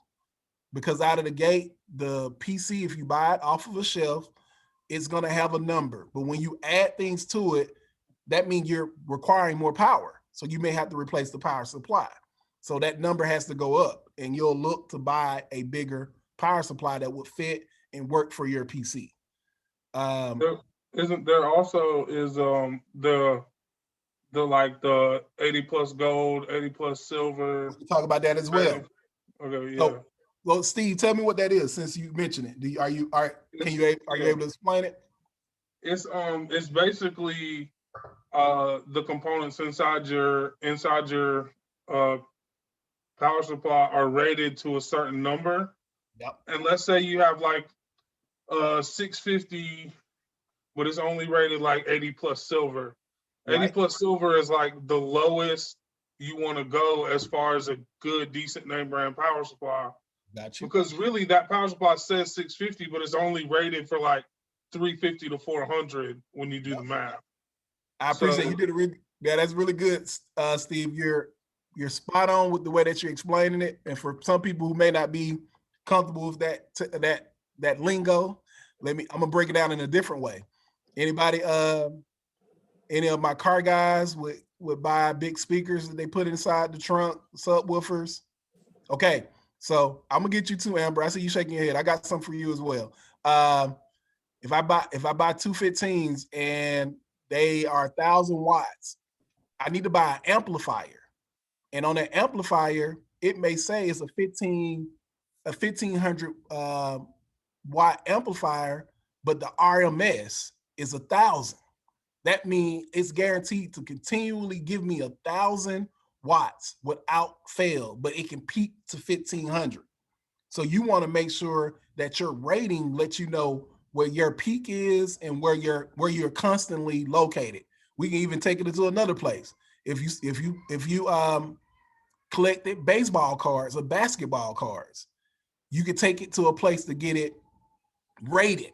So if I got a card and the corners chipped off of it, I'm not going to have 100% rating. It's going to be a B grade or a C grade. So those power supplies have grades and rates to ensure that it stays at a certain number consistently. And that's what Steve was saying. That number, that rating, it helps you identify what power supply would remain at the right number to go with what we're trying to power. So it varies by device. But needless to say, when you buy a computer, everything in there is going to be powered by that power supply. And we're going to talk about the what and whys behind that. And as it goes, your power supply will convert volts AC to volts DC. That's what VAC to VDC stands for. We asked Emmanuel in Puerto Rico, right? We asked him if it changed as far as the 110 versus the 220. Yeah, outside of continental US. And, but exactly, it's a overseas. Well, in the States, we use 110, but overseas they use 220.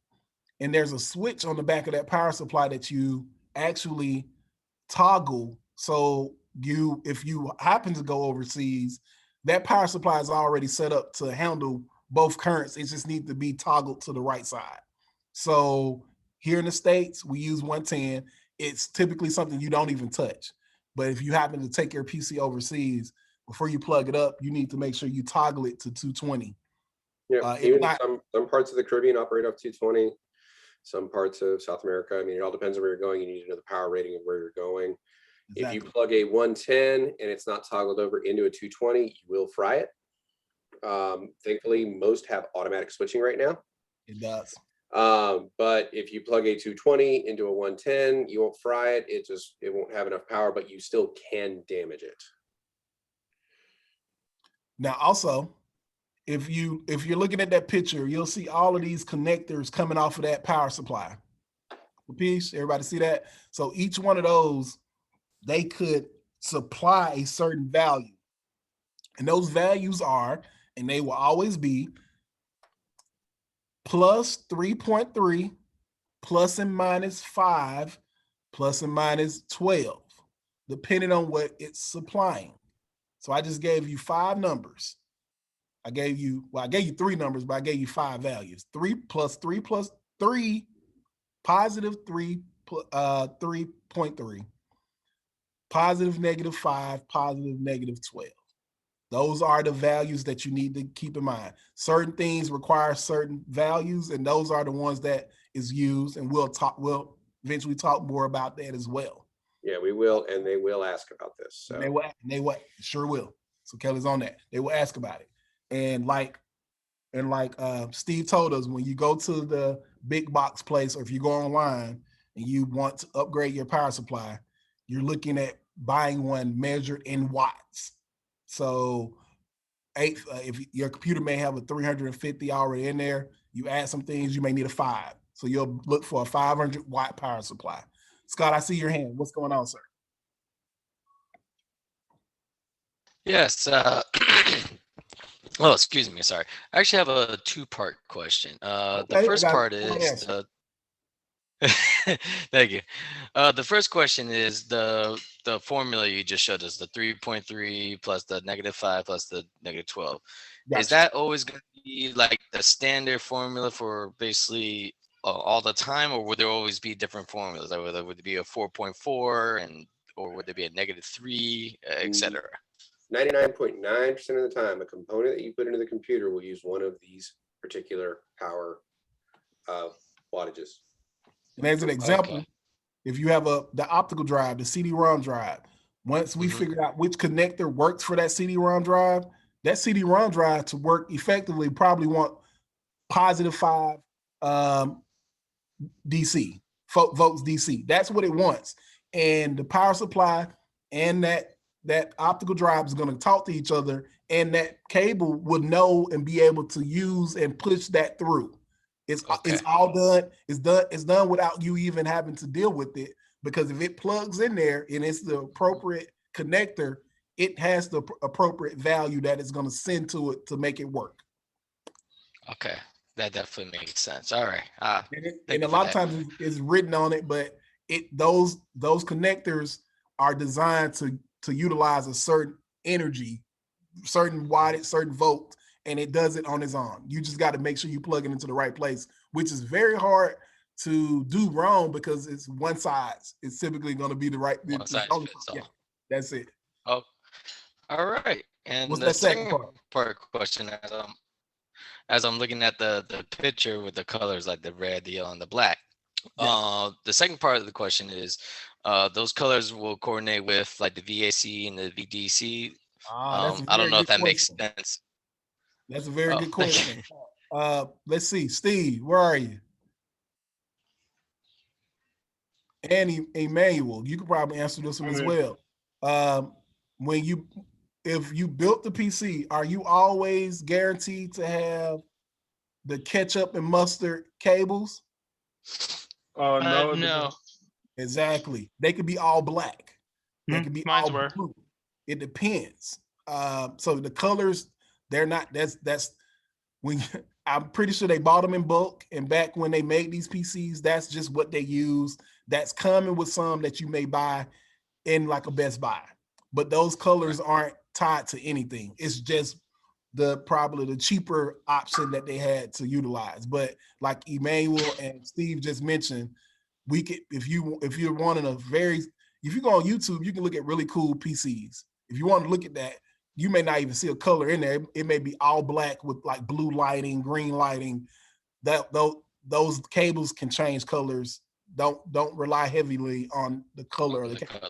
And they actually make custom sleeves to go over those if you want to really build your system like with a color scheme. Also, some power supplies will be modular, so they won't have just pre-done cables coming out of them. They'll have a board where you can put in connectors to, and you can buy different colored ones. That's true. Yeah, there's modular and semi-modular depending on what you actually need for your motherboard, so that you can have cleaner cable management. You hear these guys, Kelly? Yeah, actually, my power supply didn't actually come with enough cables for all the connectors, so I just had to use a 4-pin for my motherboard. All right, I appreciate it. Go ahead. Did they answer your question, Scott? It most certainly did. I really appreciate it, especially hearing from Emmanuel, Steve. Like, You those got good female. to lean on your classmates, man. They come with the wealth of knowledge. They may have done it a lot. They're better, my brownie points. All right. Any questions about power supply?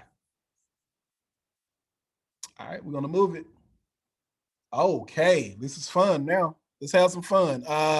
Amber, can you tell me what number? Well, it's not numbered, so let me put my thing over it.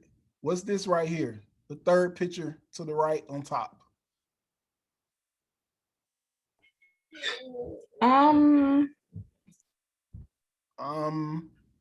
I cannot. Yes, you can. We just been talking about it. What we've been talking about? Power supply. Bam, that's power supply. Uniquely known because it has a plug on the back. It has that on and off switch back there too. That red part is that selector that we talked about from 110 to 220.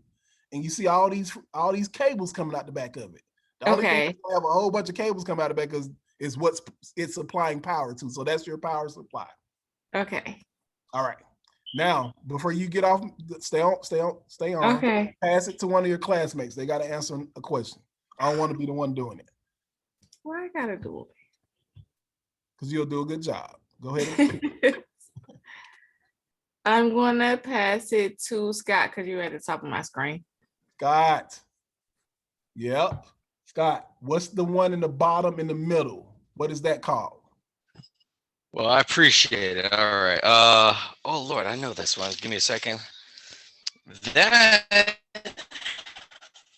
the green with the give me a second. I'm not gonna let you down. The AGP slots. Ooh. Oh God. I'm gonna give you one more Close, chance. warm, cold. Oh damn. Oh. So we talked to Miss Jackie about it in depth. She said her computer's running slow. something you can add to it to make it possibly run faster. What can you add to your computer? Oh, you did say that. You got this, Scott. Go ahead and let him know what I it got is. it. I got it. I'm not gonna let you guys down. You did say to make it go faster. Yep. That. Oh. Okay. That has to be the processor, right? Where it's next to the fan. It's next to the processor, but it's Oh, not. I'm gonna pass it. Don't get flustered. Don't get flustered. You know, I'm sure it's somewhere in your memory. You just got to reach for it. And if not, tag Jackie. Tag Jackie. She knows. Go ahead, Miss Jackie. Random access memory. That's it. That's your RAM module, your RAM stick, random access memory. Thank you, Miss Jackie. Miss Jackie, why you pass it to another classmate? I want Scott to get another opportunity. Okay, that's it. So, okay, Scott, you got another opportunity. What is the name of the one that's at the top left? Very first picture. Oh, those have the pins in it. You've already once in your conversation with me. So we just had this conversation. You just said it was wrong. We just said. Oh my God, I love this right now. Oh, and I just said it, right? That's the AGP slot then. No, it's not the slot. It's something else. You said that the last thing you said, you called it something. Or with a P. It starts with a P. Oh Lord. I just said it? That's crazy. Yeah.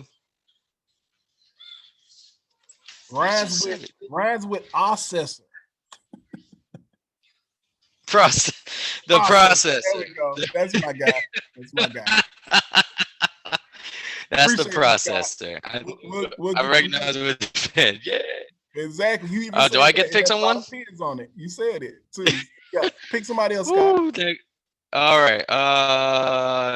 We're gonna have fun with this. You know what? I'm gonna pick Kendall. I feel like we don't really hear from her. Miss Kendall, are you available for me, ma'am? Yeah. Right. Okay. I want you to tell me what the bottom left picture is. The bottom right. I'm sorry, bottom right.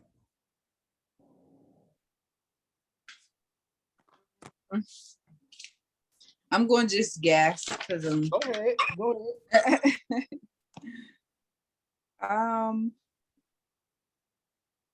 If you can look at it, you'll see it got some information on it. It can help you. It really do.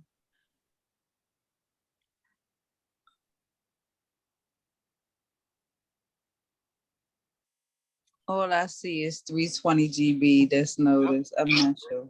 Which is 320 gigabytes. Gigabytes, yeah. And what type of phone do you have? iPhone. How many gigabytes on your iPhone? 16. 16. Okay, so 16 gigabytes. What are you doing with those 16 gigabytes? What is that for? Just for space. Space. Oh, space. Okay, space. Space. What's another word for space? It's so you can do what with your pictures? You can allow them to do what? Be what? Space. Stored memory. Stored memory. Okay, so what is that? That's 320. So that's it's not soft.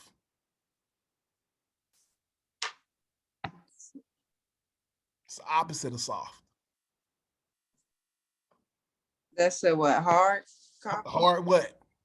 Last word. Go ahead, get it out. Hard disk. Hard disk, hard drive. I'm gonna let you. Hard drive. Okay. Hard drive. Okay. Avery, what type of hard drive is that, sir? It's an SSD. SSD. Thank you, Avery. Steve, what type of processor that is up there? Top left, sir. I would say that is an Intel processor. Okay. I see you. Let me see who else. Jermaine. Yes, yes. Bottom left, sir. Fan. Fan. Thank you. Who else? Let's see. Clifton, you available, sir? Yeah, which one? One top middle. The expansion cord, if I'm not mistaken. It's expansion. It goes into the expansion slot, but what do we call that? Oh, I can't remember the direct name for it. Look at it. Look how it looks. It got his own.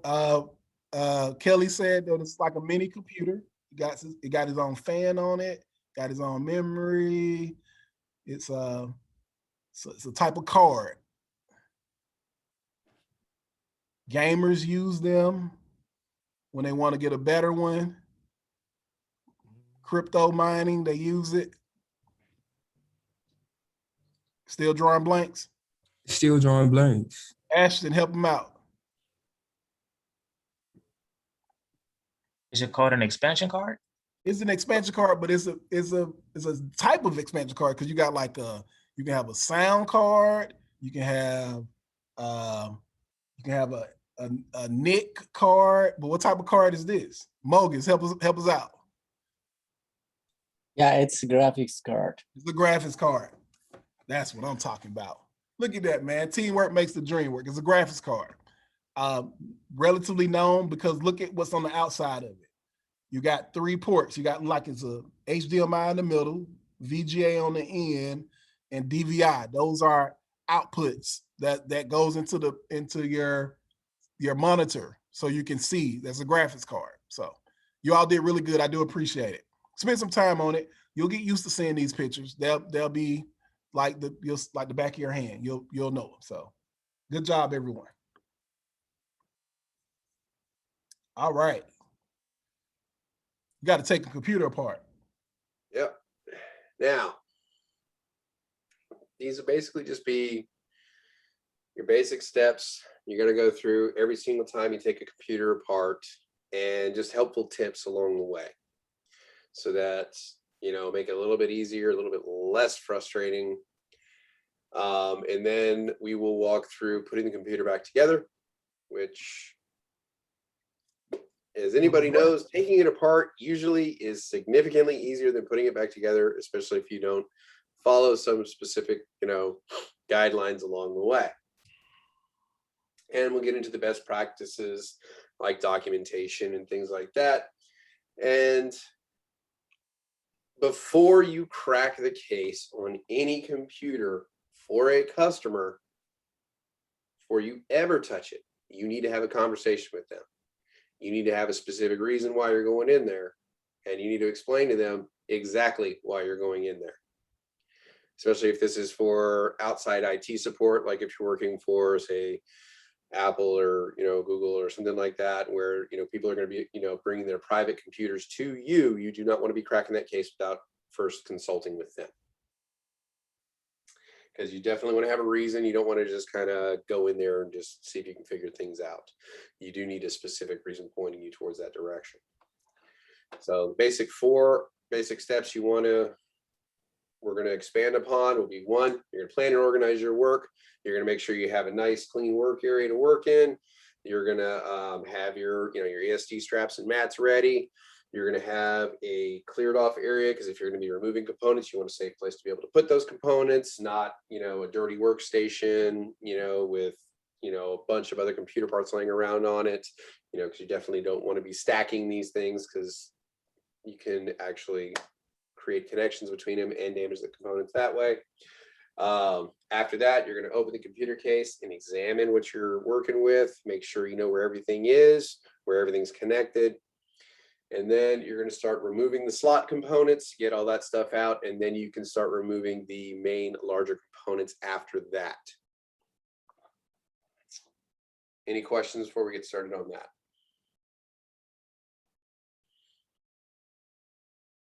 All right. Helps if I click the right screen.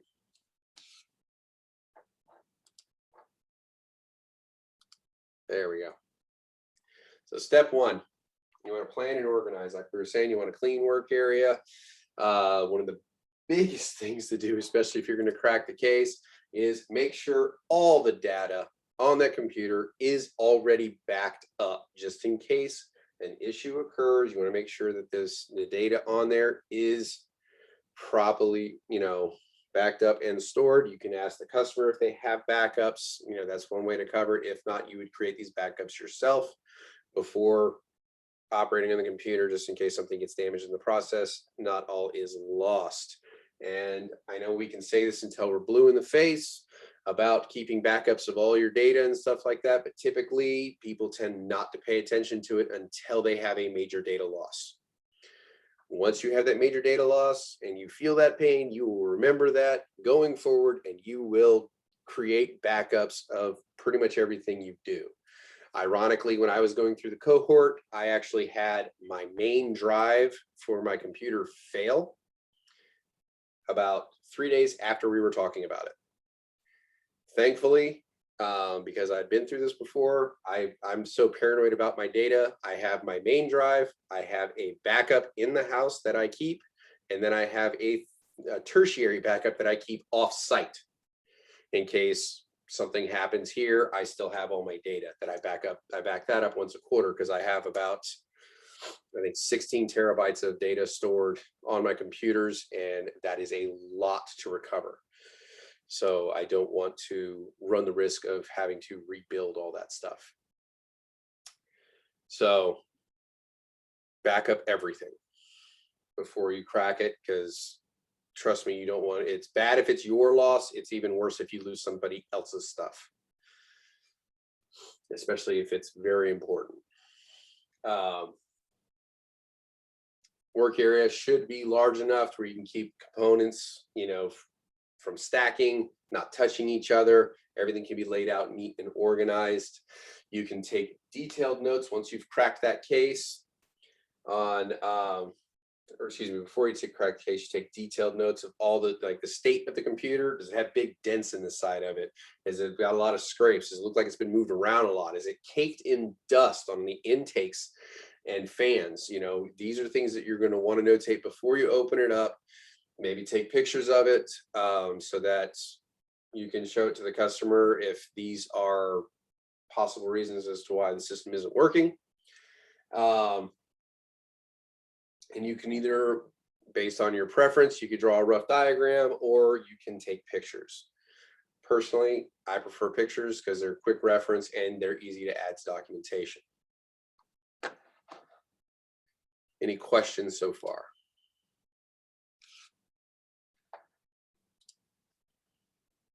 All right. There we go. I have a quick question. Okay. Once the memory is gone, is it any way to retrieve it? What do you mean? Like if you lose the memory on your on the system? What do you mean, while like if you're I working? move the memory card to a different slot? Yes. Well, remember that, well, I mean, we haven't gotten into that yet, but RAM memory is what's called volatile memory. So when you turn off the power to the computer, it wipes all the memory off that RAM drive, or off those RAM memory slots.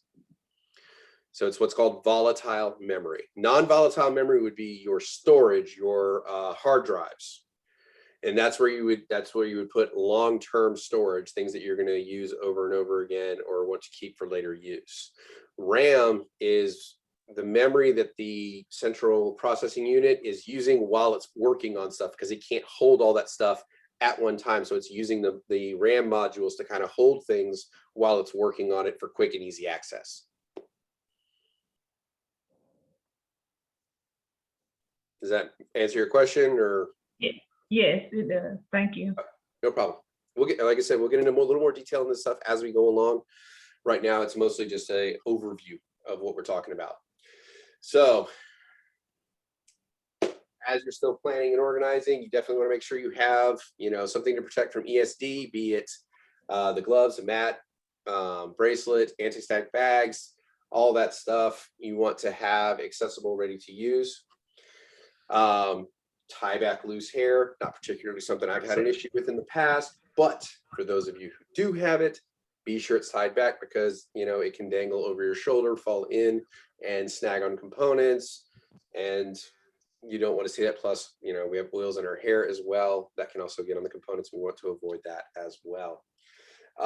Never reach into a computer that is on or connected to a power source. That's why we keep mentioning this issue. It is a big safety issue and one that you're going to keep being asked throughout this course. What's the first thing you do before you work on a computer? Unplug it or turn it off, unplug it, hold the power button 5 seconds to dispel any residual charge. Always when you're moving, maneuvering, manipulating any components, you hold it by its edges. Don't touch the chips on the top. Don't touch the connectors. Always hold things by the sides. Never touch the board chips of the RAM. So those are those little black squares that you see on the board. You don't want to touch those with your fingers either because static discharge and or oils on your fingers can damage or catastrophically destroy those units. And you want to avoid that if at all possible. Even with gloves, though the gloves may protect you, it's just not worth the risk. Avoid it if you can. Correct screen. There we go. Step 2, open the computer case. Be able to examine the system. So you power down the computer, you unplug all the external connectors, you've dispelled it for 3 to 5 seconds, and you're ready to go. So you crack the case, yank the side panel off of it. There's usually 2 different types of cases you'll run into with towers. There's ones where you'll have to remove screws, and then the side panel will pop off at that point. There's some really nice ones like this one in the middle where it just has a nice little clip. You pop that clip and the side panel just slips off. And the one on the right-hand side, I've never myself personally come across one of those. They are a little more complicated to undo. It does have that little clip on the front, and then you would unscrew and be able to get inside it. But I have not seen one of those personally, though they may be out there. Once that cover is off, one of the absolute best things you can do is take a boatload of pictures before you start doing anything. And you want to have something to kind of indicate orientation and make it a little easy for you to remember. Maybe put a little sticky note on what would be the front of the case or something that would give you a visual indicator as to which part is the front. So you know the orientation of everything as it goes in, but you want some sort of visual reminder as to what would be the front, back, top, and rear of the case. So, but, you know, you can use a digital camera to do this, but most of us carry one around with us at all times in any given day. So you can use this, you can text the pictures to yourself for documentation or what have you. And a lot of times, if it's not something that's damaged, you're typically using it for yourself so that when you put stuff back together, you know where everything goes. So you're wanting to get close-up detailed pictures of the connectors, where everything's seated, how it's seated, because if it's seated improperly, you want to be able to show that to the customer as well. Also, if there's any damage prior to you touching anything, you want that documented. Sorry, was somebody asking a question? Jermaine had a question. Did you have a question, Jermaine? I saw your hand raised. I did, but it was I wanted to say your the Zoom slides wasn't along with the Nearpod slides, but it was corrected. Okay. Well, sometimes, yeah, sorry. When if I'm not the one sharing the screen, when I update mine, it takes about 5-10 seconds for it to update on the main screen. So apologize for that. All right.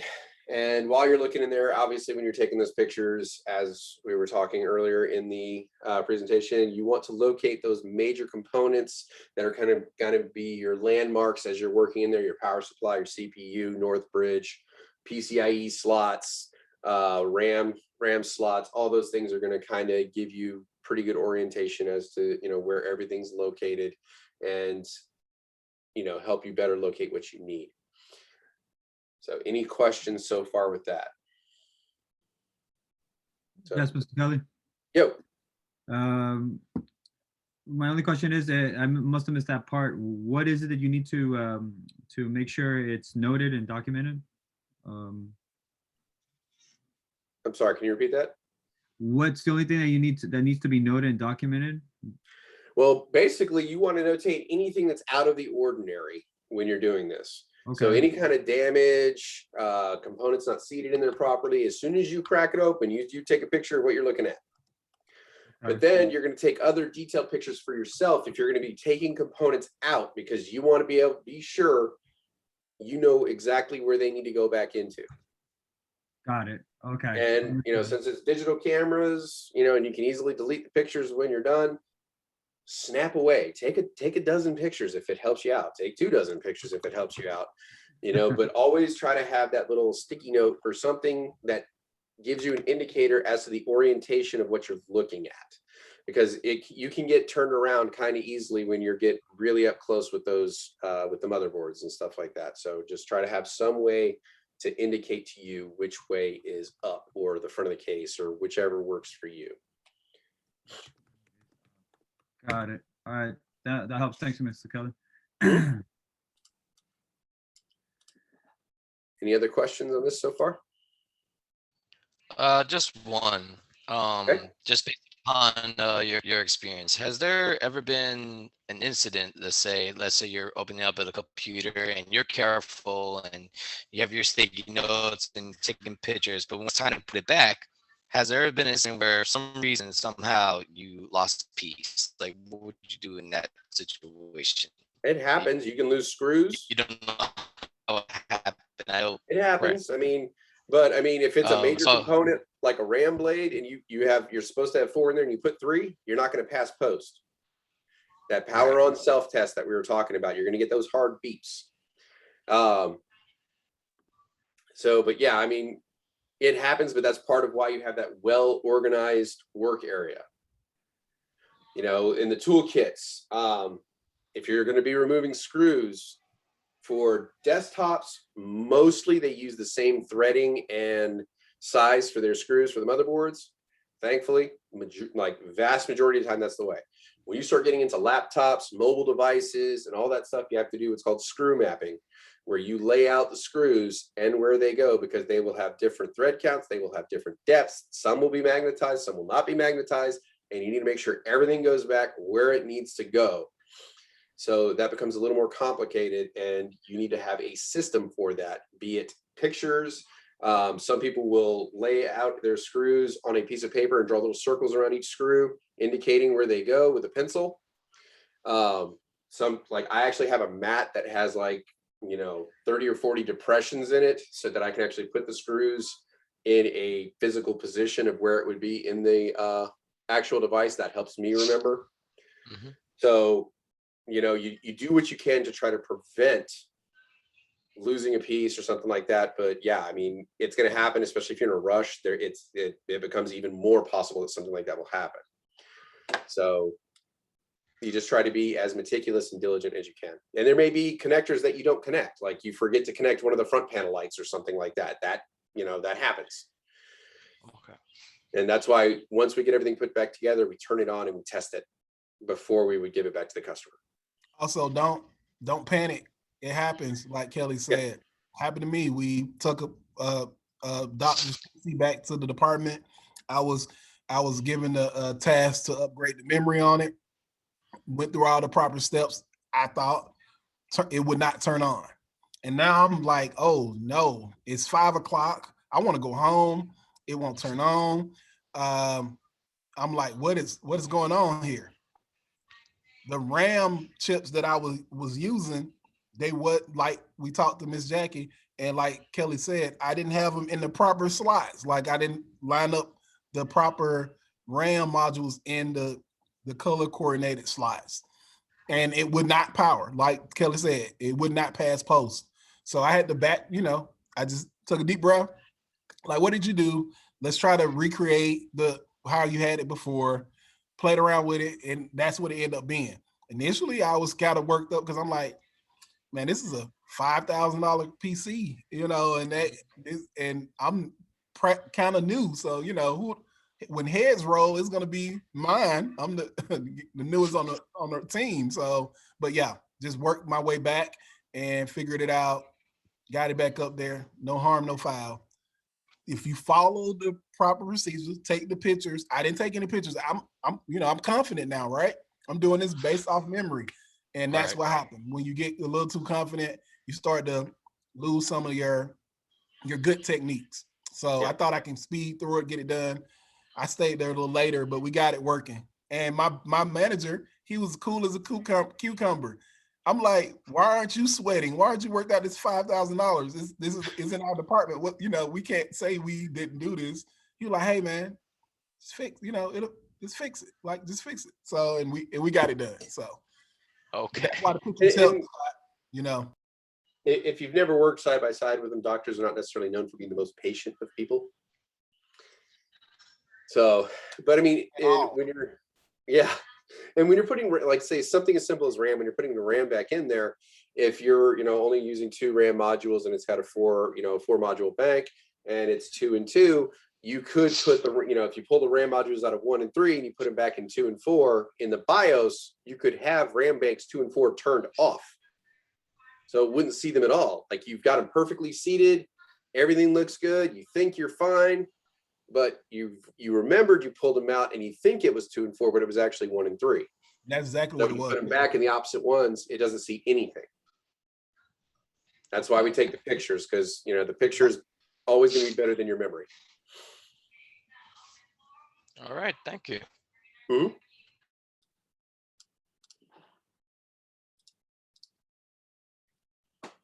All right.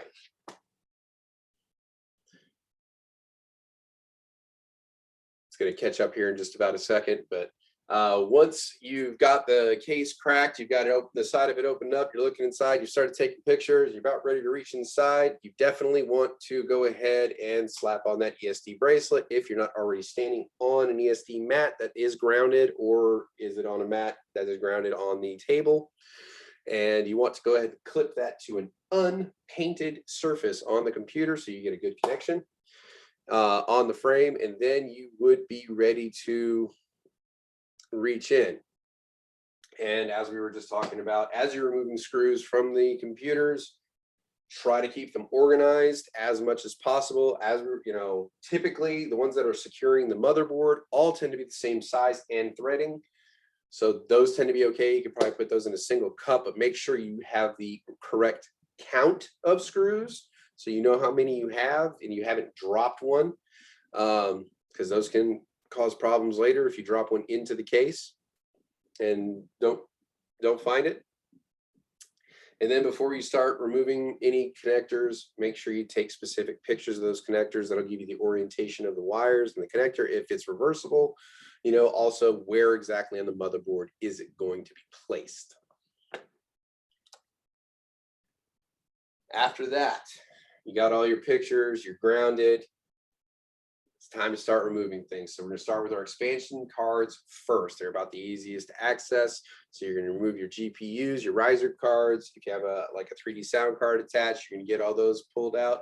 So you some of them are connected directly to the case, and you will need to unscrew them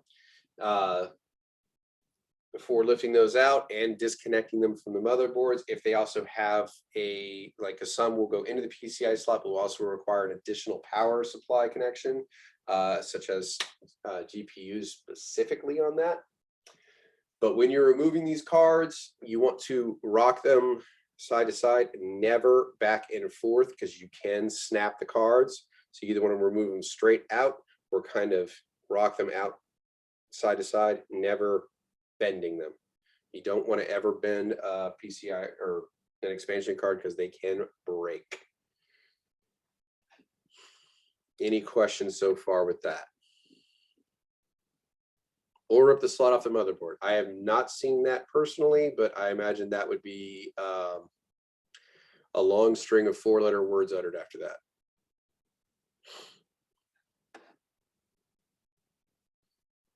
All right, next. Step 3, after all expansion cards have been removed, you're going to remove your slot components, particularly your RAM. So you go through, and like we said, the RAM has those nice little fun clips that lock them in place. If you open up those clips that you see on either side of the RAM slot and you push those down, it will essentially eject the RAM module. Not like it'll pop up into the air, but it will, you know, push it up out of the slot, make it easy for you to grab it with your fingers, pull it out, and then lay it gently on the table next to you so that you can move on with it. Or if you actually have anti-static bags, go ahead and use them, because it's just another extra layer of protection for the components. Any questions with regards to that?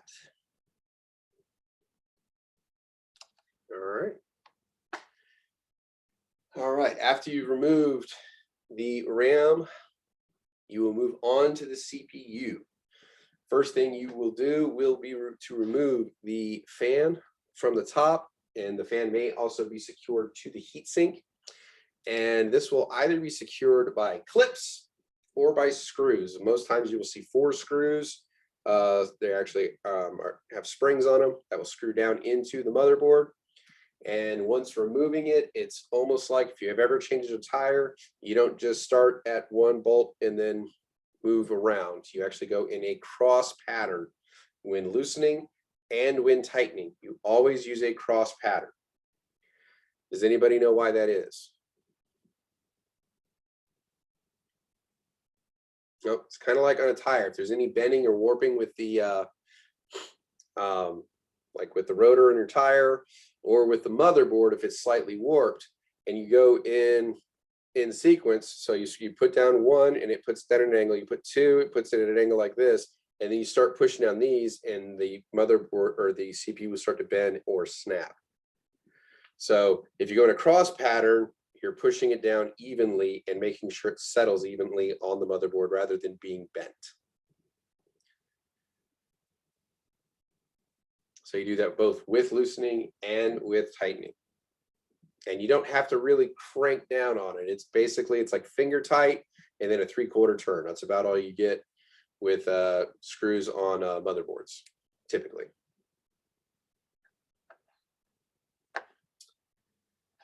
All right, and after removing the heat sink, there's typically a locking arm that holds down that CPU. Before you do that, obviously check the state of the thermal paste, see if it's dried and cracked and, you know, starting to crumble. If that's the case, you know, you're gonna have to clean it off and reapply before you put the heat sink back on. There is a locking arm mechanism typically that will hold that CPU in place. You release that and then you get your handy, you know, CPU tool. Use that to grab it, lift it up and out, and then have it somewhere very safe that you can put that down and place the CPU into a static bag, anti-static bag to protect it from damage. Most times, absolutely most times, unless you're changing out the motherboard or the CPU, you are not going to remove that CPU from the motherboard. You're going to leave that in place if it's working fine and you're not updating either the motherboard or the CPU. You will remove the heatsink and the fan to check the thermal paste to make sure the CPU is protected. But it will be rare that you will remove a CPU from a motherboard. Any questions so far with that?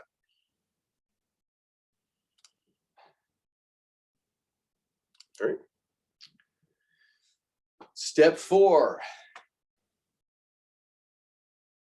will be to remove main components. So you remove all the power connectors from the board, any that have not had to be removed from the regular components. Unscrew the power supply from the outside case, although more frequently now you actually will see where the power supply will pivot out. It's on a hinge and it will pivot out quite nicely, come out of your way. And unless you're changing out the power supply, you don't actually need to unscrew it or disconnect it. The other thing is when unscrewing the power supply, there are several screws that will be on the back of it. Some will actually be for the power supply holding the case, and some will actually be for the case of the power supply. So you need to be careful which screws you're undoing and just keep an eye on it.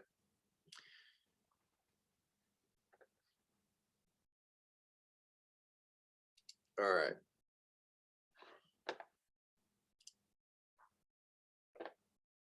So then, yeah, this power supply would be the next component to come out. After that, all board connections, like your front case connectors, and other components that are connected down to the motherboard that would connect the motherboard to the physical case of the system, those would be unplugged and removed. Again, this is a really, really great time to actually take pictures of this stuff so that you know where those board connectors go, because some of these pins, where you're putting them down, it doesn't look like it goes really well, like it doesn't match up, like they don't have an outline of the plug.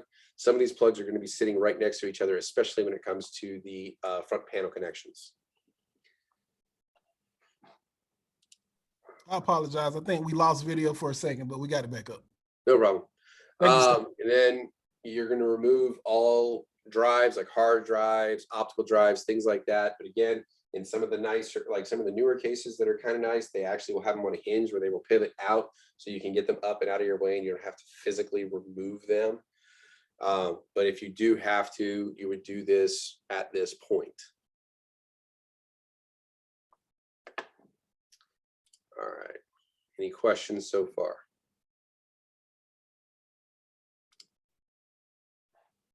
All right. Finally, step 4. Finally, we're going to remove the motherboard. And there's going to be several screws holding that motherboard down to the case. You're going to unscrew all of those. If they're different sizes, make sure you map them out. If they're not different sizes, they're all the same size and threading, you can go ahead and put them in a singular like cup or container for when you're going to put the motherboard back in. Then you're going to use the same method that we were talking about with the CPU, where you use the X method, where you start at one in a corner, then you go to the opposite one on the diagonally across, and then you move up to another one, and then move across the board again. It shows that basic removal pattern in this crisscross picture that we have on here. And unfortunately, a lot of times motherboards just don't lift cleanly out. You have to, manipulate, move, twist, like not, three-dimensional object. You got to move it and try to figure a way to get it out of there without scraping it or bending it. If you have to bend it, then you're missing something. Either something needs to be removed, or you need to just kind of adjust the pivot and position of the board to get it out of the actual case. And once you've done that, you should be staring at an empty case, and all components should be removed, and you're ready to plug it back in or start going in the opposite direction and putting everything back together.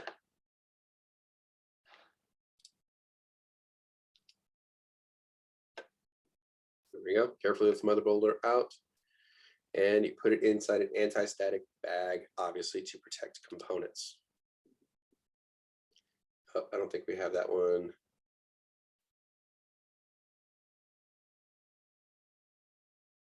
Yeah. I don't think we have that Kahoot. We will have a Kahoot for you tomorrow, though, for sessions T1 through T3. We will. And I just got word that test out license have been submitted, so that should be done some point today before you leave. Fantastic. So yeah, we will work on the Kahoot tomorrow morning. We will have one that kind of just does a quick review of everything that we've covered so far, and just kind of give you a refresher before we move on. We will hit that first thing in the morning tomorrow. All right, Marvin, do you want to take over for just a few minutes?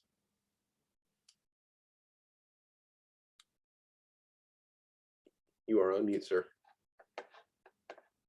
We're pulling in I me. was doing some typing. I can take over. Here we go. Wait, I can do it. If you're doing something right now, that's cool. No, I'm good. I'm good. Sure. Let me know if you guys will hear this thumbs up, thumbs down. You may already know that there are many important parts inside a computer, but what exactly do they do? Let's take a look inside and learn about the various components that make a computer work. Whether it's a desktop computer or a laptop, every computer has a large circuit board called a motherboard.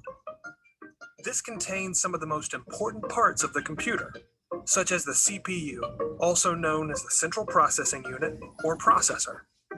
The CPU can be considered the brain of the computer because it processes information and carries out commands.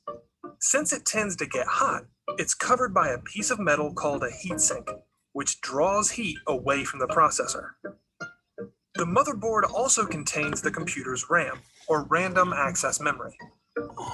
This is the short-term memory that the computer uses whenever it's performing calculations. However, you cannot store your files there because the RAM is cleared when you shut off the computer.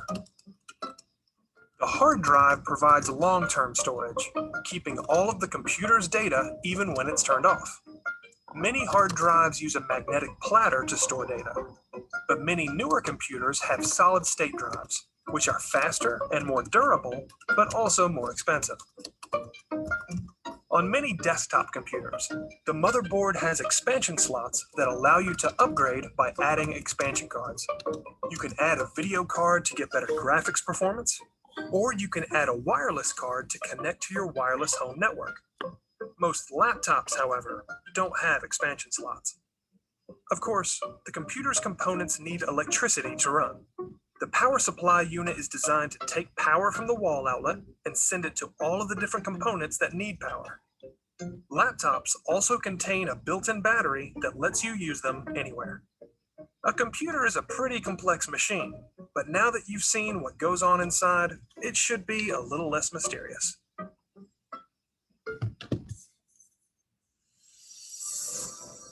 GCF Global, creating opportunities for. What do you guys think about that? That was a great visual of what Kelly and I kind of spoke about today. It hit on all the key things. We went in a little more detail, but it hit on all the key things that we talked about. So I tell Kelly all the time, and you all, I'm a visual guy. So I can listen to Kelly, I can read, but if with that kind of helps reinforce what I just read. Okay, I see it. Okay, that's that. Expansion slot, bam. Graphics, bam. So if you need that reinforcement in a video format, YouTube really is super helpful. There's a lot of videos, and we have videos too, and we will continue to present them. But I think they did a really good job of giving you what you've been with us since 9. It's 12. They did it in 2 minutes and 17 seconds. So I think it did a good job of at least getting you started on having the information you need. So let's see here. Any questions right now? No? Close to lunch, I know. So that should be, everybody should be ready on that. All right, let me unshare. Stop. And there's a little quiz that you should see on your end. You can start doing.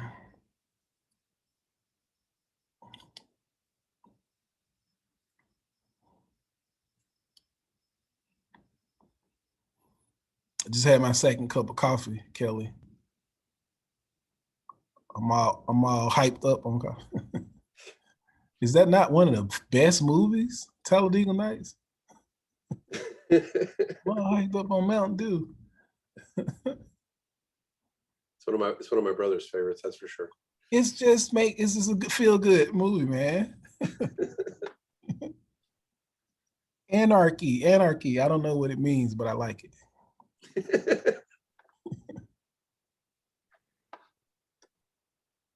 I see Avery knocked it out. Steve almost done. I think Carlos just finished. Kelly, I always have a problem with trying to figure out how to go through those questions after we do this, so I'm gonna let you do that. I always show people names and stuff. I'm like, I don't want to show anybody names. Yeah, I know what you mean. Well, you know what? I can just click on the question, I think. I'll give you a couple more minutes and we'll wrap up.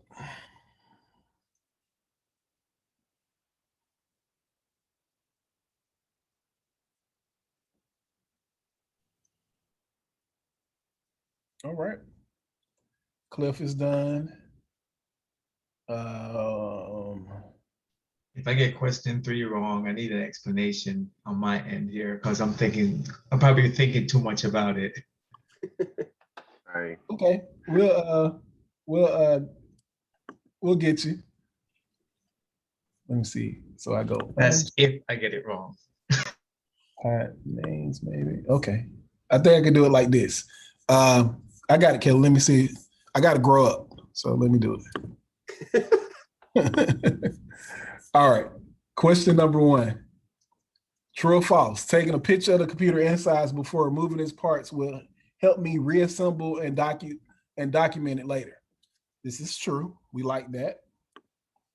True or false? The order does not matter when assembling computers. Very obvious that's false because it does matter. What would be the last step in building a computer? What did you pick, Jermaine? You're muted. What was your answer, sir? You're still on mute. Oh, so I said plug in all external devices, like the plug itself. Okay. So let's be honest, that is true.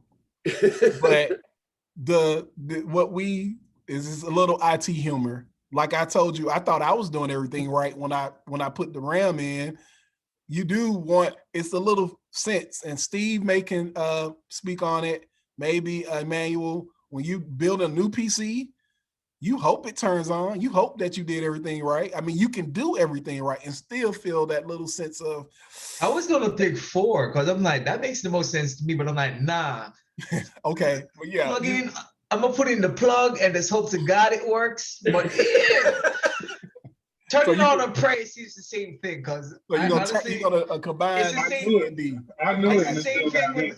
It's the same thing with a car. Like you once you fix the car, you be like, all right, let me turn it on and hope to God everything is good. Exactly. Like, damn, I gotta take out the radiator, alternator, then to break it back down again to figure out what I did wrong. What you did wrong. It's a little humor there. What you was about to say, Steve? I said I knew the answer and it still got me. Because I was like, you do turn it on and pray, but I overthought it. I was like, nah, you plug in all the external. We were just messing with you on that one, but typically external, yeah, good. But that little sense of uncertainty, you just want to take that deep breath and yeah, it works. We good. Even if you've done it 50 or 100 times, there's still that little part of you that just goes, please come on. Please turn on. Please. All right. Good job, folks. Now this is the same steps, but putting it back in. So we're really going in reverse now. So I'm gonna let Kelly take a breath and I'm gonna get through these right quick. So got to place that motherboard back in. This is like starting from scratch. This is like you got a case with nothing in it. So you grab that motherboard, you place it down in the appropriate spot. We go back with that X method, get it locked back in. Let's see here. You make sure all the drives and fans go back in their housing, connect all the cables, be it IDE, front panel, SATA or SATA, however you want to say it. You'll attach the power supply back in its place. Make sure everything is plugged up appropriately. Okay, anybody familiar with ZIF, Z-I-F? If not, be familiar with it because it means zero insertion force. If Kelly recalling telling you that when they were in person in his program and the TA, was it the TA, Kelly? I think it was TA. Someone dropped the actual TA. They dropped the CPU and it bent some of those pins, which is almost a death sentence, but they were able to get them back in line so it can push back in. Ideally, when you drop that CPU in its place on the motherboard, there's no play or anything. It perfectly sits there. And if it's lined up appropriately, it should require no type of force to adhere to that motherboard. To the point where they give you some help. Help being that processor will have a notch or a little triangle to let you know what corner goes in what place. So you match up the triangles on the motherboard and on the processor, so you orientate it the correct way. Like we try to make it as idiot proof is not the way, but we try to make it so you don't get in trouble. So if it's a red dot, you line the dots up, you line the corners up, and when you lock it down, it shouldn't be any type of pushback. It should just pop and lock right in place. Steve, am I correct with that? You said the RAM? Yeah, not the RAM, the CPU, the processor. When you put it in and you lock it down, it should perfectly, without any resistance, should just pop and lock into place if you orientate it the correct way. Correct. Okay. Let's see. Number 6. Insert RAM, being sure that you locate the notch. We talked about how Kelly told you turn it at an angle so you can see where that notch is located to put it in there. Once again, that notch is to get you to not get in trouble. So it helps make sure that you got the right orientation and the right chip to go into the right place. And once you get it in there, you push down and you snap it into place. Insert all your expansion cards and connect them. Place the cover back. And attach all the external devices like Jermaine was saying, and we talked about it. You hurry up and you pray and make sure that it turns on. But you start the computer and, oh, this is also good. Listen for noise, smell, and why do you think we're doing that? In case What's the part burns out. Ashton, speak up again. I didn't hear you. I'm sorry. I could cut you off. In case something burns out, you can smell it. You can smell it if something's not. If you get a smell, you might hurry and power it back down. Something's not kosher.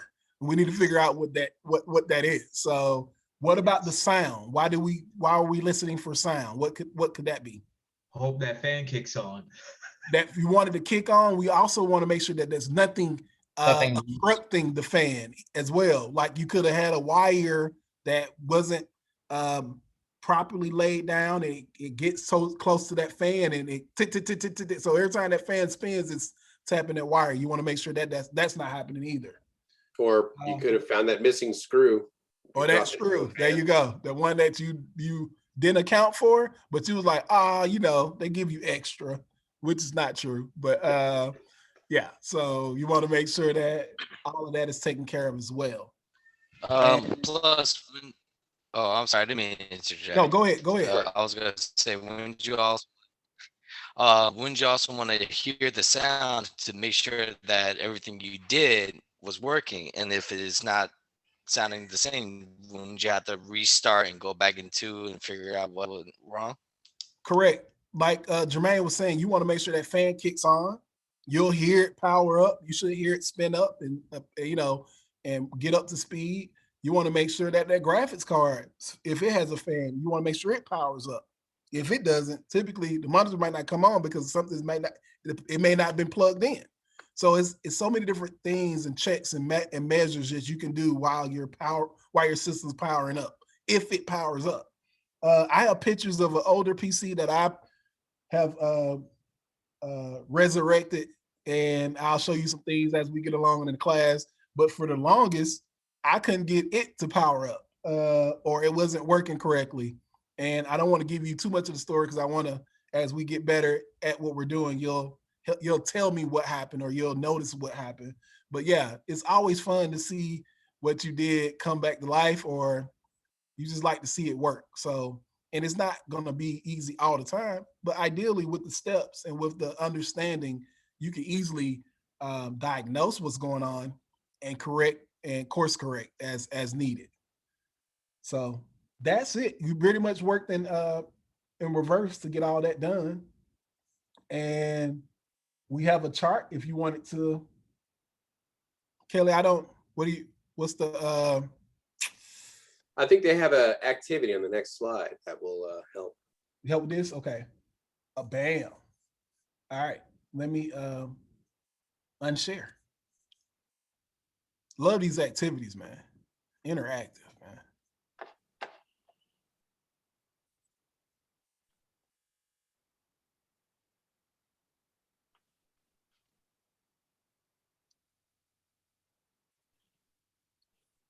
And as we kind of wrap up, we're getting close to lunch too. So that's also fun. Oh, do we go ahead and start? Go ahead and start, Scott. Yes, sir.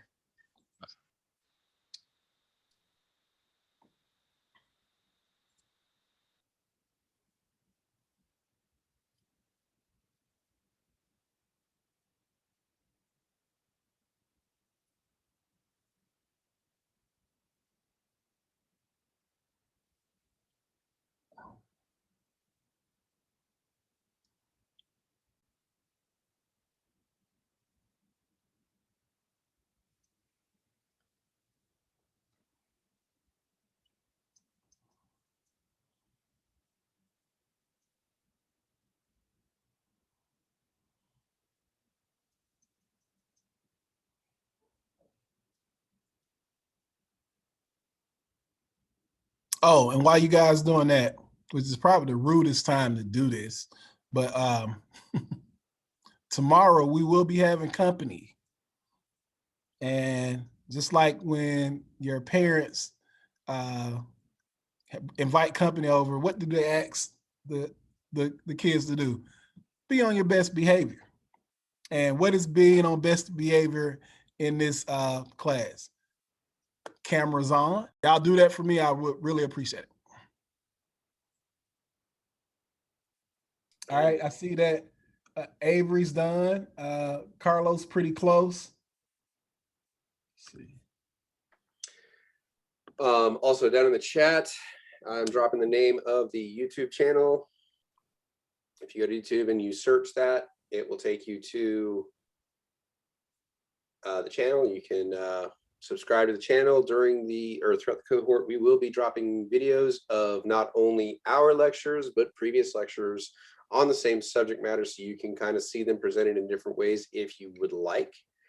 Or say by chance you're unfortunately unable to attend one day, you can also review it there. I've set up a playlist, which would be SMC cohort.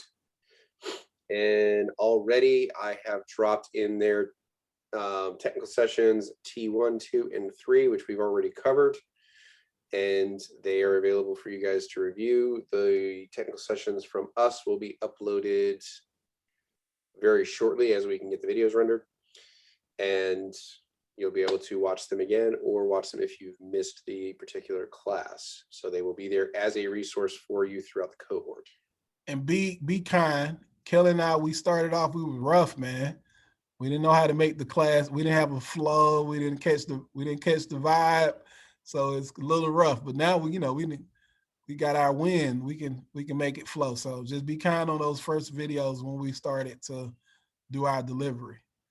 We're not experts yet, but we're much better than what we started. I tell you that. Well, what was entertaining for Marvin and I is the other two TAs that we worked with. On the older videos we were watching, they were students in those videos, so we could actually see them as students as they were, developing in it, as well as, being TAs. So it was kind of entertaining in that process as well. And looking at that, you like, he didn't seem like he was a good student, but he's a TA, but he was really a good student. I'm just saying, looks are deceiving sometimes. So. All right, I think we're getting close. Kelly, I'm gonna let you do this one, if you don't mind. All right.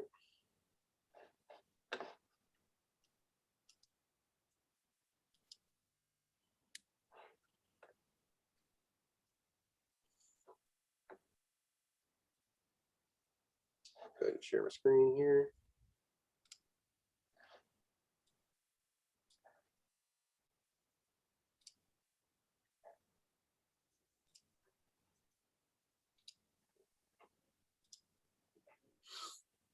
We got it set up here.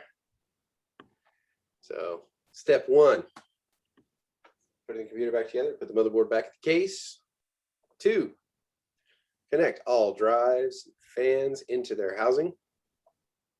3, connect all cables to the board like SATA cables. 4, attach power supply and connecting it to the correct components. 5, install the CPU onto the motherboard. 6, insert RAM into the correct locations on the motherboard. 7, Insert all expansion cards. 8, place the case cover back on the computer. 9, attach all external devices like monitors and keyboards. And 10, start the computer and see if everything is working and document anything of interest, sounds, smells, or whatnot. Any questions so far on that? No? Or on the presentation as a whole? Anything that we can answer for you so far? All right. Well, after this particular one, you should be able to describe and identify the key components inside a computer. No matter what computer you open up, you should be able to point out specific things like CPU, RAM, power supply, expansion cards, North Bridge. We'll get into South Bridge and all that fun stuff as well. Name the steps for taking a computer apart and the steps putting it right back together. And this would conclude technical session 3. The brief tour of the inside of the computers.